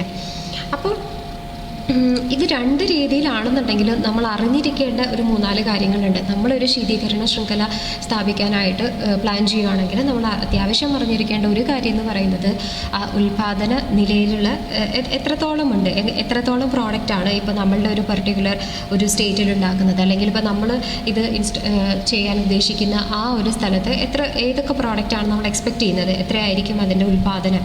ഒരു ആവറേജ് ഒരു ഉൽപാദനം ചിലപ്പോൾ ഒരു വർഷം കൂടാം, ഒരു വർഷം കുറയാം, അല്ലേ, അങ്ങനെ മാറി മറിഞ്ഞ് ഇരിക്കാവുന്ന ഒരു ഇതാണ്. പക്ഷേ എന്നിരുന്നാലും ഒരു ആവറേജ് ഒരു പ്രൊഡക്ഷൻ എത്രയായിരിക്കും, എത്ര നമുക്ക് എക്സ്പെക്റ്റ് ചെയ്യാം, അത് നമ്മൾ അറിഞ്ഞിരിക്കണം. പിന്നെ നമ്മൾ അറിഞ്ഞിരിക്കേണ്ടത് ഉപഭോഗശീലമാണ്. അതായത് നമ്മളെപ്പോഴും കോൾഡ് സ്റ്റോറേജ് എന്ന് പറയുമ്പോൾ നമ്മൾ കൂടുതലായിട്ട് മനസ്സിലാക്കുന്നത് ഓക്കെ നമുക്ക് ഒരുപാട് പ്രൊഡ്യൂസ് ചെയ്യുന്നുണ്ട്, അപ്പോൾ നമുക്ക് ഇതിന് എല്ലാ വസ്തുക്കളും നമുക്ക് ഒരുപോലെ ഇത് സൂക്ഷിക്കാൻ പറ്റില്ല, അപ്പോൾ നമുക്ക് അതിന് സൂക്ഷിക്കാൻ വേണ്ടി അതിൻ്റെ സൂക്ഷിപ്പ് കാലം വർദ്ധിപ്പിക്കാൻ വേണ്ടിയിട്ട് നമുക്കുള്ള ഒരു ഓപ്ഷനാണ് ശീതീകരണ ശൃംഖല എന്നുള്ളതാണ് നമ്മുടെ ഒരു ഐഡിയ. പക്ഷേ അതല്ല, പിന്നെയും അതിലൊരുപാട് ഓപ്പർച്യൂണിറ്റീസ് ഉണ്ട്. ഇപ്പം നമ്മൾ നോക്കുകയാണെങ്കിൽ നമ്മളുടെയൊക്കെ സൂപ്പർ മാർക്കറ്റിൽ ഫ്രോസൺ പ്രോഡക്ട്സ് ഒരുപാടുണ്ട്, അല്ലേ. ഫ്രോസൺ പറാട്ടാസ് ഉണ്ട്, ഫ്രോസൺ സമൂസാസ് ഉണ്ട്, പിന്നെ ഡയറി പ്രോഡക്ട്സ് ഉണ്ട്, പാൽ ഉൽപ്പന്നങ്ങൾ, അങ്ങനെയുള്ള ഒരുപാട് പ്രോഡക്റ്റുകൾ അതൊക്കെ ശീതീകരണ ശൃംഖലയെ തന്നെയാണ് ആശ്രയിച്ചിരിക്കുന്നത്. അപ്പോൾ അത് ശരിക്കും പറഞ്ഞാൽ ഒരു ഓപ്പർച്യൂണിറ്റിയാണ്. ഒരു 10 വർഷം മുൻപ് നമുക്കൊക്കെ ഇപ്പോൾ സൂപ്പർ മാർക്കറ്റുകളിൽ ഫ്രോസൺ പൊറോട്ടകളോ അല്ലെങ്കിൽ സമൂസയോ കട്ട്ലറ്റോ ഒന്നും ഉണ്ടായിരുന്നില്ല. ഇപ്പോഴുണ്ട്. കാരണം എന്താണെന്ന് വെച്ച് കഴിഞ്ഞാൽ അത് നമ്മുടെ മാറുന്ന ഒരു ലൈഫ് സ്റ്റൈലാണ്. നമ്മുടെ ലൈഫ് സ്റ്റൈലിൻ്റെ വ്യത്യാസം വന്നു, നമ്മൾ കഴിക്കുന്ന ഭക്ഷണ രീതികളിൽ നമുക്ക് പുതിയ പുതിയ ടേസ്റ്റുകളൊക്കെ ട്രൈ ഔട്ട് ചെയ്യാനുള്ളൊരു ഇതുണ്ട്. അപ്പോൾ ആ ഒരു മാറുന്ന ഉപഭോഗശീലം നമ്മൾ ഒന്ന് അനലൈസ് ചെയ്യേണ്ടത് അത്യാവശ്യമാണ്. അപ്പോൾ അത് കൂടുതലായിട്ടും പുതിയ ഓപ്പർച്യൂണിറ്റീസാണ്. ആ മാറ്റങ്ങളിലൊക്കെ കുറേ പുതിയ ഓപ്പർച്യൂണിറ്റീസ് ഉണ്ട്. അപ്പോൾ അത് മനസ്സിലാക്കാനും അത് യൂട്ടിലൈസ് ചെയ്യാനും വേണ്ടിയിട്ട് നമ്മൾ അത്യാവശ്യം അറിഞ്ഞിരിക്കണം ഉപഭോഗശീലങ്ങളിലുള്ള വ്യത്യാസം എന്താണെന്നുള്ളത്. പിന്നെ വിപണിയിലേക്ക് ഉള്ള സാമഗ്രികളുടെ വരവ്, അതായത് ഇപ്പോൾ എത്രത്തോളം ഉണ്ട് പ്രോഡക്റ്റിൻ്റെ ഒരു ഡിമാൻഡ് എങ്ങനെയാണ് നമ്മുടെ മാർക്കറ്റിൽ, എത്രയാണ് അതിൻ്റെ കൺസ്യൂമേഴ്സ് വരുന്നത്. അപ്പോൾ ഇങ്ങനെയുള്ളൊരു പ്രോഡക്റ്റ് ആണെന്നുണ്ടെങ്കിൽ ചിലപ്പം ഈ സീസൺ കഴിഞ്ഞാൽ ഓഫ് സീസണിലേക്ക് നമ്മൾ എടുത്തു വെച്ചാൽ ചിലപ്പോൾ ഓഫ് സീസണിൽ നമുക്കിതിനുള്ള ഉണ്ടാകുമായിരിക്കാം. അപ്പോൾ അങ്ങനെയുള്ള കാര്യങ്ങൾ മനസ്സിലാക്കാനായിട്ടാണ് നമ്മൾ ആ വിപണിയിലേക്കുള്ള ആ ഒരു ഇൻഫ്ലെക്സ് പ്രോഡക്റ്റിൻ്റെ ഒരു വരവ് നമ്മളത് മനസ്സിലാക്കേണ്ടതാണ്. പിന്നെ നെക്സ്റ്റ് നമുക്ക് അറിഞ്ഞിരിക്കേണ്ടത് മാർക്കറ്റിൽ നിന്നുള്ള ദൂരം. അതായത് ഇപ്പം നമ്മൾ ഒരു ഫാമിൽ ഇത് ഇത്രയും നമ്മൾ പ്രൊഡ്യൂസ് ചെയ്തു, അത് കഴിഞ്ഞിട്ട് നമുക്കിതിപ്പം കുറച്ചും കൂടെ ഡിസ്റ്റൻസിൽ നമുക്ക് വേറൊരു സ്ഥലത്ത് കുറച്ചും കൂടെ നല്ല പ്രൈസിന് ഇത് നമുക്ക് കൊടുക്കാനുള്ളൊരു സാധ്യതയുണ്ട്. അപ്പോൾ അത് എത്രത്തോളം ആ ഡിസ്റ്റൻസ് വരുന്നുണ്ട് അതൊക്കെ നമ്മൾ വർക്കൗട്ട് ചെയ്യും. അത് ലോജിസ്റ്റിക്സ് ആണ്, അല്ലേ. നമുക്ക് ഇവിടെ നിന്ന് ഈ പ്രൊഡക്റ്റ് ഇതേ ക്വാളിറ്റിയിൽ അവിടെ എൻഡ് യൂസറിലേക്ക് എത്തിക്കണം എന്നുണ്ടെങ്കിൽ ആ ഒരു ഡിസ്റ്റൻസും കൂടെ നമ്മൾ വർക്കൗട്ട് ചെയ്തിരിക്കണം, അതുകൂടെ നമ്മൾ അറിഞ്ഞിരിക്കേണ്ടതുണ്ട്. പിന്നെ ഉൽപ്പന്നങ്ങളുടെ സ്വഭാവം എന്ന് വെച്ച് കഴിഞ്ഞാൽ ഇപ്പം നമ്മൾ പഴം പച്ചക്കറി എന്ന് പറഞ്ഞു കഴിഞ്ഞാൽ അതൊരു ഒരു കാറ്റഗറിയാണ്. പക്ഷേ അതിൽ മാങ്ങയുടെ പോലെയല്ല ചക്കയുടെ പോലെയല്ല പപ്പായ. ഓരോ പ്രോഡക്റ്റിനും വ്യത്യാസമുണ്ട്, അല്ലേ. വെജിറ്റബിൾസ് ആണെങ്കിലും ഇപ്പോൾ ക്യുക്കുംബർ ആണെങ്കിലും പംകിൻ ആണെങ്കിലും അതുപോലെ ബിൻഡിയൊക്കെ ആണെങ്കിലും എല്ലാ പ്രോഡക്റ്റിലും വ്യത്യാസങ്ങളുണ്ട്. അവരുടെ സ്വഭാവത്തിൽ വ്യത്യാസം ഉണ്ടായിരിക്കും. എല്ലാ പ്രോഡക്റ്റിനും നമുക്ക് ഒരേപോലെ ഒരേ ടെമ്പറേച്ചറിൽ നമുക്ക് ശീതീകരിച്ച് വെക്കാനായിട്ട് പറ്റില്ല, ഇല്ലല്ലോ. അതിനൊരു ഉദാഹരണമാണ് നമ്മുടെ പഴം, അല്ലേ. അപ്പോൾ നല്ല പഴുത്ത പഴമാണ്, നമുക്കത് പുറത്തിരുന്ന് ചീഞ്ഞു പോകും. അപ്പോൾ നമ്മളതെടുത്ത് ഫ്രിഡ്ജിൽ വെച്ചാലോ 2 ദിവസം കഴിയുമ്പോഴേക്കും 2 ദിവസം വേണ്ടി വരില്ല, അതിന് മുമ്പ് തന്നെ ചിലപ്പോൾ അതിൻ്റെ തൊലിയൊക്കെ കറുത്ത് അത് ഭയങ്കര അൺആക്സെപ്റ്റബിളായിട്ട് മാറും, അല്ലേ. അപ്പോൾ അത് നമുക്ക് മനസ്സിലാക്കാം. എല്ലാ പ്രോഡക്റ്റിനും ഒരേപോലെയല്ല ശീതീകരിക്കുക എന്ന് പറഞ്ഞാലും ശീതീകരിക്കുന്നതിൽ നമ്മൾ എത്ര ടെമ്പറേച്ചറാണ് കൊടുക്കുന്നത്, എത്രയാണ് റിലേറ്റീവ് ഹ്യൂമിഡിറ്റി, അതിലൊക്കെ ഒത്തിരി വ്യത്യാസം ഉണ്ടായിരിക്കും. അപ്പോൾ അത് നമ്മളിങ്ങനെ മനസ്സിലാക്കുന്നത് ഓരോ ഉൽപ്പന്നങ്ങൾക്കും വ്യത്യാസമുണ്ട്. അപ്പോൾ അത് നമ്മൾ മനസ്സിലാക്കണം നമ്മൾ ഒരു ശീതീകരണ ശൃംഖല സ്ഥാപിക്കുമ്പോൾ. അപ്പോൾ ഉൽപ്പാദനത്തിൻ്റെ ഒരു നില നമ്മൾ തിരിച്ചറിയും. എത്രത്തോളം പ്രോഡക്റ്റിൻ്റെ ഒരു പ്രൊഡക്ഷൻ ഇത്രത്തോളം നമുക്ക് എക്സ്പെക്റ്റ് ചെയ്യാം എന്നുള്ളത് നമ്മൾ അറിഞ്ഞിരിക്കണം. കൺസ്യൂമറിൻ്റെ ട്രെൻഡ് എന്താണെന്നുള്ളത് നമ്മൾ അറിഞ്ഞിരിക്കണം. എത്രത്തോളം ആ പ്രോഡക്റ്റിനുള്ള ഒരു ഡിമാൻഡ് ഉണ്ട് എന്നുള്ളത് നമ്മൾ അറിഞ്ഞിരിക്കണം. നമ്മളുടെ അവൈലബിൾ മാർക്കറ്റ്, എത്ര ഡിസ്റ്റൻസിൽ നമുക്ക് മാർക്കറ്റ് അവൈലബിൾ ആണ് എന്നുള്ളത് നമ്മൾ അറിഞ്ഞിരിക്കണം. അതുപോലെ തന്നെ ഓരോ പ്രോഡക്റ്റ് നമ്മൾ ശീതീകരണ സംസ്കരണത്തിന് ഉപയോഗിക്കാൻ അല്ലെങ്കിൽ അത് അപ്ലൈ ചെയ്യാൻ പോകുന്ന ഓരോ പ്രോഡക്റ്റിൻ്റെയും ആ ഒരു ബിഹേവിയർ, ഒരു ടിപ്പിക്കൽ ബിഹേവിയർ ഓരോ പ്രോഡക്റ്റിനുണ്ടാകും. അത് നമ്മൾ മനസ്സിലാക്കിയിട്ടുണ്ടായിരിക്കണം. ഇനി നമുക്ക് ശീതീകരണ ശൃംഖല എന്ന് പറഞ്ഞു കഴിഞ്ഞാൽ പല രീതിയിലുണ്ട്. ഇപ്പം ഇവിടെ ഞാനൊരു 4 ചിത്രം കാണിച്ചിട്ടുണ്ട്. അപ്പോൾ അതിൽ ഒന്നാമത്തേതെന്ന് പറയുന്നത് ഒരു പാക്ക് ഹൗസ് പോലെയാണ്, ഒരു മോഡേൺ പാക്ക് ഹൗസാണ്. അപ്പോൾ അതിൽ നമുക്കൊരു പ്രീ കൂളിംഗ് ഫെസിലിറ്റി ഉണ്ടായിരിക്കും. അതുപോലെ തന്നെ നമ്മളിപ്പോൾ ഒരു പ്രോഡക്റ്റ് നമ്മൾ ഫാമിൽ നിന്ന് കൊണ്ടുവന്നു, അപ്പോൾ കൊണ്ടുവന്ന് കഴിഞ്ഞാൽ നമ്മളതിനെ ഒരു ഗ്രേഡിങ്, സോർട്ടിങ് ഇതൊക്കെ ചെയ്യും. അപ്പം അതൊരു തരംതിരിക്കലൊക്കെയാണ്. തരംതിരിച്ച് നമ്മൾ നല്ലത് മാത്രം സെലക്ട് ചെയ്ത് അതിന് നമ്മൾ കുറച്ച് ട്രീറ്റ്മെൻറ്റുകളൊക്കെ നടത്തിയിട്ട് പിന്നെ നമ്മളതിനെ പാക്ക് ചെയ്യുന്നു. പാക്ക് ചെയ്തതിന് ശേഷം നമ്മൾ അതിനെ പ്രീ കൂള് ചെയ്യാനായിട്ട് വെക്കുന്നു. അതാണ് ഒരു ഇത്. പിന്നെ നമ്മൾ ചെയ്യുന്നത് എന്താണെന്ന് വെച്ച് കഴിഞ്ഞാൽ റീഫർ വാൻ അല്ലെങ്കിൽ റെഫ്രിജറേറ്റഡ് ട്രക്ക് എന്നൊക്കെ നമുക്ക് പറയാം. അപ്പം ഇവിടെ നമ്മളെങ്ങനെയാണെന്ന് വെച്ച് കഴിഞ്ഞാൽ കൂടുതലായിട്ടും ഫ്രോസൺ ആയിട്ടുള്ള പ്രോഡക്റ്റ്സിന്, ഇപ്പം നമ്മൾ നേരത്തെ പറഞ്ഞ പോലെ ഈ സമോസാസ് അല്ലെങ്കിൽ പറാട്ടാസ് അങ്ങനത്തെയൊക്കെ ഉള്ള പ്രോഡക്റ്റുകൾക്ക്, അതുപോലെ നമ്മുടെ പാലുൽപ്പന്നങ്ങൾക്ക്, നമ്മുടെ ഐസ്ക്രീമുകൾക്ക്, അതിനൊക്കെ ആയിട്ടാണ് നമ്മൾ കൂടുതലായിട്ടും റെഫ്രിജറേറ്റഡ് അല്ലെങ്കിൽ റീഫർ വാൻസ് നമ്മൾ ഉപയോഗിക്കുന്നത്. പിന്നെ വരുന്നതാണ് നമ്മുടെ ബൾക്ക് സ്റ്റോറേജ് ഫെസിലിറ്റീസ് നമ്മൾ എന്ത് ചെയ്യുന്നത് വെച്ച് കഴിഞ്ഞാൽ അത് 2 രീതിയിലുണ്ട്. നമുക്കിപ്പോൾ ഒരു പർട്ടിക്കുലർ ഒരു പ്രോഡക്റ്റിന് വേണ്ടി തന്നെ ആയിട്ടുള്ള ഒരു ഫെസിലിറ്റി ഉണ്ടാക്കാം, അല്ലെങ്കിൽ നമുക്കൊരു മൾട്ടി സ്റ്റോറേജ് ഫെസിലിറ്റി ആ രീതിയിൽ ഉണ്ടാക്കാം. മൾട്ടി സ്റ്റോറേജ് എന്ന് പറഞ്ഞു കഴിഞ്ഞാൽ അതിൽ ചിലപ്പോൾ ഒരു 2-3 വ്യത്യസ്ത ചേമ്പറുകളൊക്കെ ഉണ്ടായിരിക്കും, കോൾഡ് ചേമ്പേഴ്സ് ഉണ്ടായിരിക്കും, അങ്ങനെയുള്ള ഫെസിലിറ്റിയും ആവാം. അപ്പോൾ ഇതിൽ നമ്മൾ ഓഫ് സീസണിലേക്കാണ് നമ്മളിത് ഉദ്ദേശിക്കുന്നത്. അതായത് ഇപ്പോൾ സീസണായി, ഇപ്പോൾ പീസ് ഫോർ എക്സാമ്പിൾ പീസിൻ്റെ സീസൺ ആണെന്നുണ്ടെങ്കിൽ ചിലപ്പോൾ നമുക്കത് കിലോന് ചിലപ്പോൾ 20 രൂപയിലൊക്കെ ആയിരിക്കും ചിലപ്പോൾ ഫാമേഴ്സ് അത് ആ സമയത്ത് വിറ്റ് പോകുന്നുണ്ടാവുക. പക്ഷേ ഇത് നമ്മൾ ഓഫ് സീസണിൽ വാങ്ങുമ്പോഴോ അപ്പം 80 രൂപ വരെയൊക്കെ ആയിട്ടുണ്ടാവും.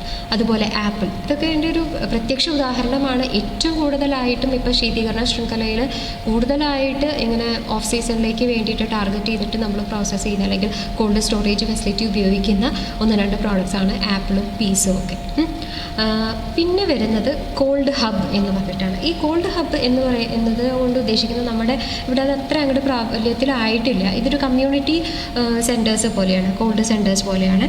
അപ്പോൾ ഇവിടെ എങ്ങനെയാണെന്ന് വെച്ച് കഴിഞ്ഞാൽ നമുക്ക് നിയർ ടു ദ ഫാമായിട്ട് നമുക്ക് ചെറിയൊരു ഹബ്, അവിടെ നമുക്ക് ഒരു പ്രീ കൂളിംഗ് ഫെസിലിറ്റി ഉണ്ടാക്കണം. അപ്പോൾ നമുക്ക് നമ്മുടെ ഫാമിൻ്റെ അടുത്ത് തന്നെ, അപ്പോൾ കർഷകർക്ക് ഇത് പിന്നെ ഇവിടെ നിന്ന് ഒരു എന്താ പറയുക മാർക്കറ്റ് അല്ലെങ്കിൽ ഒരു ഏജൻസി വന്ന് കളക്ട് ചെയ്തിട്ട് ഒരു സ്റ്റോറേജ് ഫെസിലിറ്റിയിലേക്ക് കൊണ്ടുപോകുന്ന ആ ഒരു ഇത് ഒഴിവാക്കാനായിട്ട് അതിൻ്റെ അടുത്ത് തന്നെ, അവരുടെ ഫാമിൻ്റെ അടുത്ത് തന്നെ ഒരു ചെറിയ രീതിയിലുള്ളൊരു ഫെസിലിറ്റി.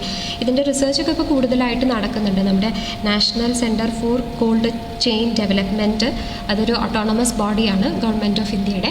അപ്പോൾ ഇവരുടെ കുറേ പ്രോജക്ട്സ് ഇപ്പോൾ ഇതിൽ നടക്കുന്നുണ്ട്. ഇങ്ങനെ നമുക്ക് കമ്മ്യൂണിറ്റി ലെവലിൽ എങ്ങനെ ഒരു കമ്മ്യൂണിറ്റിക്ക് ആക്സസ് കിട്ടുന്ന രീതിയിലുള്ള ഒരു കോൾഡ് ഹബ്സ് ഒക്കെ എങ്ങനെ സ്റ്റാർട്ട് ചെയ്യാം എന്നുള്ളതിലായിട്ട്. പിന്നെ വരുന്ന ഒരു കോൾഡ് സ്റ്റോറേജ് എന്ന് പറയുന്നത് ബ്ലാസ്റ്റ് ഫ്രീസേഴ്സാണ്. ബ്ലാസ്റ്റ് ഫ്രീസേഴ്സിൽ നമുക്ക് ഒരു ബാച്ചായിട്ടാണ് നമ്മളിതിൽ ചെയ്യുക. ഇത് നമ്മൾ നേരത്തെ പറഞ്ഞ പോലെ തന്നെ നമ്മുടെ ഈ ഫ്രോസൺ പ്രോഡക്ട്സിനാണ് കൂടുതലായിട്ടും യൂസ് ചെയ്യുന്നത്. നമ്മുടെ പ്രോൺസ്, ഷ്രിമ്പ് അങ്ങനെയുള്ള എല്ലാ പ്രോഡക്റ്റും നമുക്കിത് യൂട്ടിലൈസ് ചെയ്യാം. അപ്പോൾ ഇതിൽ അതേപോലെ തന്നെ നമ്മുടെ പറാട്ടാസ്, സമോസ അതൊക്കെ പറയും, അങ്ങനത്തെ പ്രോഡക്ട്സൊക്കെ നമുക്ക് ഈ ഒരു ഫെസിലിറ്റി ഉപയോഗിച്ചിട്ട് നമുക്ക് ശീതീകരിക്കാനായിട്ട് പറ്റും. അപ്പോൾ ഇതിൽ നമുക്ക് ഏകദേശം 15 മുതൽ 20 ഡിഗ്രി വരെയൊക്കെ, -15 മുതൽ -20 ഡിഗ്രി അതായിരിക്കും ആ ടെമ്പറേച്ചർ വരുന്നത് ബ്ലാസ്റ്റ് ഫ്രീസറിൻ്റെ. അപ്പോൾ ഒരു ലോഡായിട്ട് നമുക്ക് ഇതിനെ ഫ്രീസ് ചെയ്തിട്ട് നമുക്ക് പ്രോഡക്റ്റിനെ ഫ്രീസ് ചെയ്ത് എടുക്കാനായിട്ട് പറ്റും. പിന്നെ വരുന്നത് IQF എന്ന് പറഞ്ഞു കഴിഞ്ഞാൽ ഇൻഡിവിജ്വൽ ക്വിക്ക് ഫ്രീസിങ് എന്നാണ്. അപ്പോൾ ഈ ഇൻഡിവിജ്വൽ ക്വിക്ക് ഫ്രീസിങ് എന്നതുകൊണ്ട് ഉദ്ദേശിക്കുന്നത് എന്താണെന്ന് വെച്ച് കഴിഞ്ഞാൽ ഇപ്പോൾ ചെറിയ പാർട്ടിക്കിൾസ് ഒക്കെ ആയിട്ടുള്ള പ്രോഡക്റ്റ്, അതായത് ഇപ്പോൾ നമ്മുടെ ഇപ്പോൾ മാമ്പഴത്തിൻ്റെ പ്യൂരി, അതല്ല പീസ്, അതൊക്കെ ചെറിയ, അപ്പം അങ്ങനെയുള്ള പ്രോഡക്റ്റിന് നമുക്ക് ഓരോ പാർട്ടിക്കിളിനും നമുക്ക് ഒരു എന്താ പറയുക ശീതീകരണം കൊടുക്കുക എന്നുള്ളതാണ് ഇൻഡിവിജ്വൽ ക്വിക്ക് ഫ്രീസിങ് കൊണ്ട് ഉദ്ദേശിക്കുന്നത്. അതുപോലെ തന്നെ നമ്മൾ എക്സ്പോർട്ട് ചെയ്യുന്ന ഫിഷൊക്കെ ഉണ്ടാവില്ലേ, ഇപ്പം ഷ്രിമ്പ്, അതുപോലെ പ്രോൺസ്, അങ്ങനെയുള്ള പല പ്രോഡക്ട്സിനും, അതുപോലെ തന്നെ ക്യാരറ്റിൻ്റെയൊക്കെ പീസസ്, അതുപോലെ മിൻസ്ഡ് മീറ്റ്, അങ്ങനെയുള്ള പ്രോഡക്ട്സിനാണ് നമ്മൾ കൂടുതലായിട്ട് ഈ IQF അല്ലെങ്കിൽ ഇൻഡിവിജ്വൽ ഫ്രീസിങ് ഉപയോഗിക്കുന്നത്. ഇത് ബ്ലാസ്റ്റ് ഫ്രീസിങ്ങിൻ്റെ ഏകദേശം അതേപോലെ തന്നെയാണ്, നമ്മുടെ ടെമ്പറേച്ചറൊക്കെ അതുപോലെ തന്നെയാണ് വരുന്നത്. പക്ഷേ ഇതിലൊരു വ്യത്യാസം എന്താണെന്ന് വെച്ച് കഴിഞ്ഞാൽ നിങ്ങൾക്ക് നോക്കിയാൽ അറിയാം, ഈ പിക്ചറിൽ തന്നെ നോക്കിയാൽ അറിയാം, ഇതൊരു കണ്ടിന്യൂസ് ഒരു കൺവെയർ സിസ്റ്റമാണ് അല്ലെങ്കിൽ ഒരു ടണൽ സിസ്റ്റത്തിലൂടെയാണ് നമ്മുടെ പ്രോഡക്റ്റ് ഇങ്ങനെ കടന്നു പോകുന്നത്.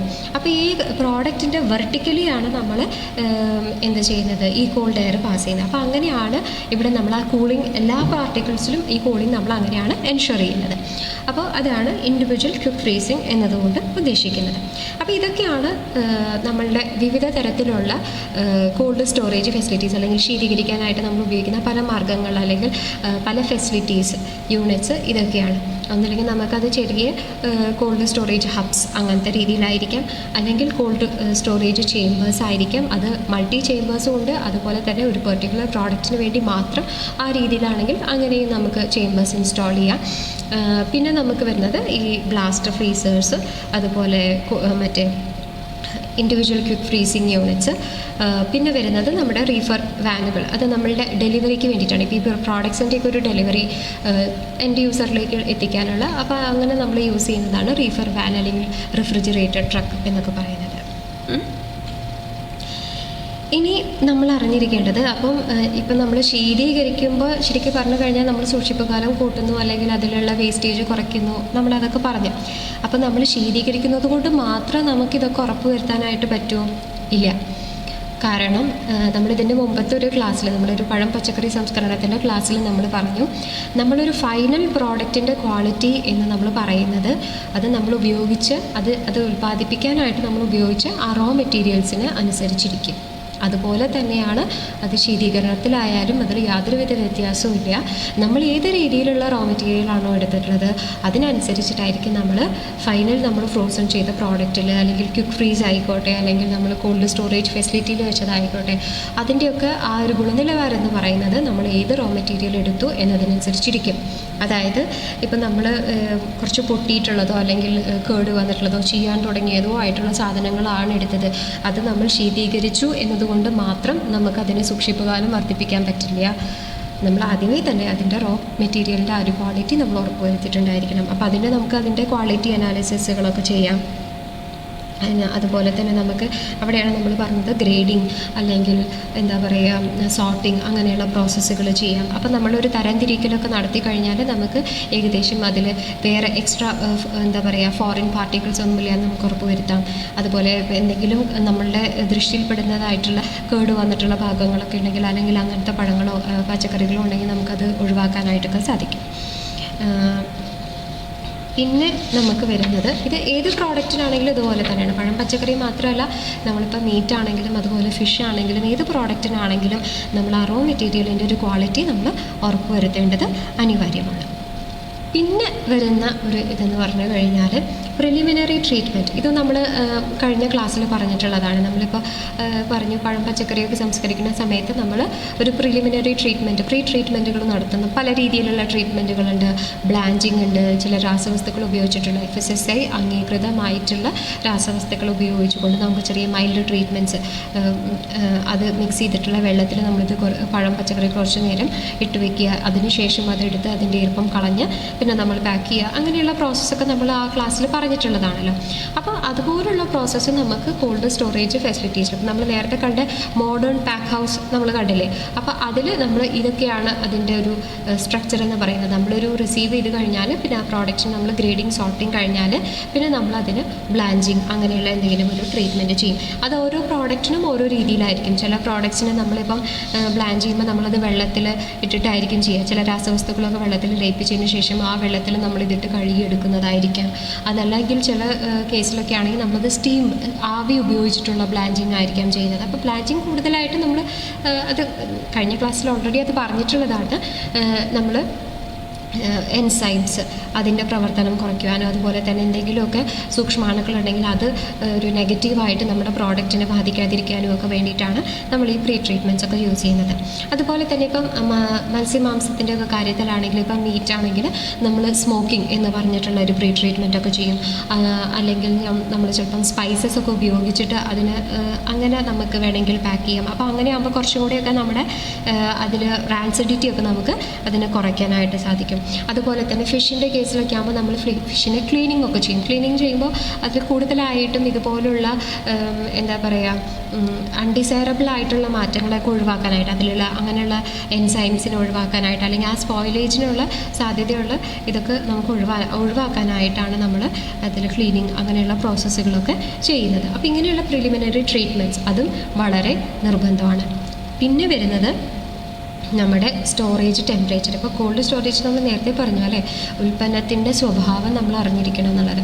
അപ്പോൾ അത് ഓരോ ഉൽപ്പന്നത്തിനും, ഏത് ഉൽപ്പന്നമാണോ നമ്മൾ ഉദ്ദേശിക്കുന്നത്, അപ്പോൾ അതിനനുസരിച്ചിട്ടായിരിക്കണം നമ്മളുടെ കോൾഡ് സ്റ്റോറേജിൻ്റെ ടെമ്പറേച്ചർ. അപ്പോൾ ടെമ്പറേച്ചർ ഇപ്പോൾ പല ഫ്രൂട്ട്സ് വെജിറ്റബിൾസ് ഒക്കെ ആകുമ്പോൾ പലരും പല രീതിയിലായിരിക്കും. അതായത് ഇപ്പോൾ ചില പഴം പച്ചക്കറികളൊക്കെ നമ്മൾ പെട്ടെന്ന് തണുപ്പിക്കണം, അങ്ങനെയാണ് അതിൻ്റെ ഒരു ഇത്.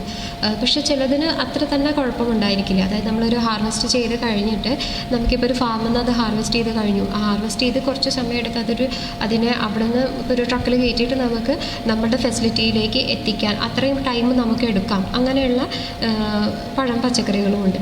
എല്ലാം പെട്ടെന്ന് തന്നെ ഇമ്മീഡിയറ്റ് കൂളിംഗ് ആവശ്യം ഉള്ളതായിരിക്കണമെന്നില്ല. അപ്പം നമുക്ക് ഇതിനെ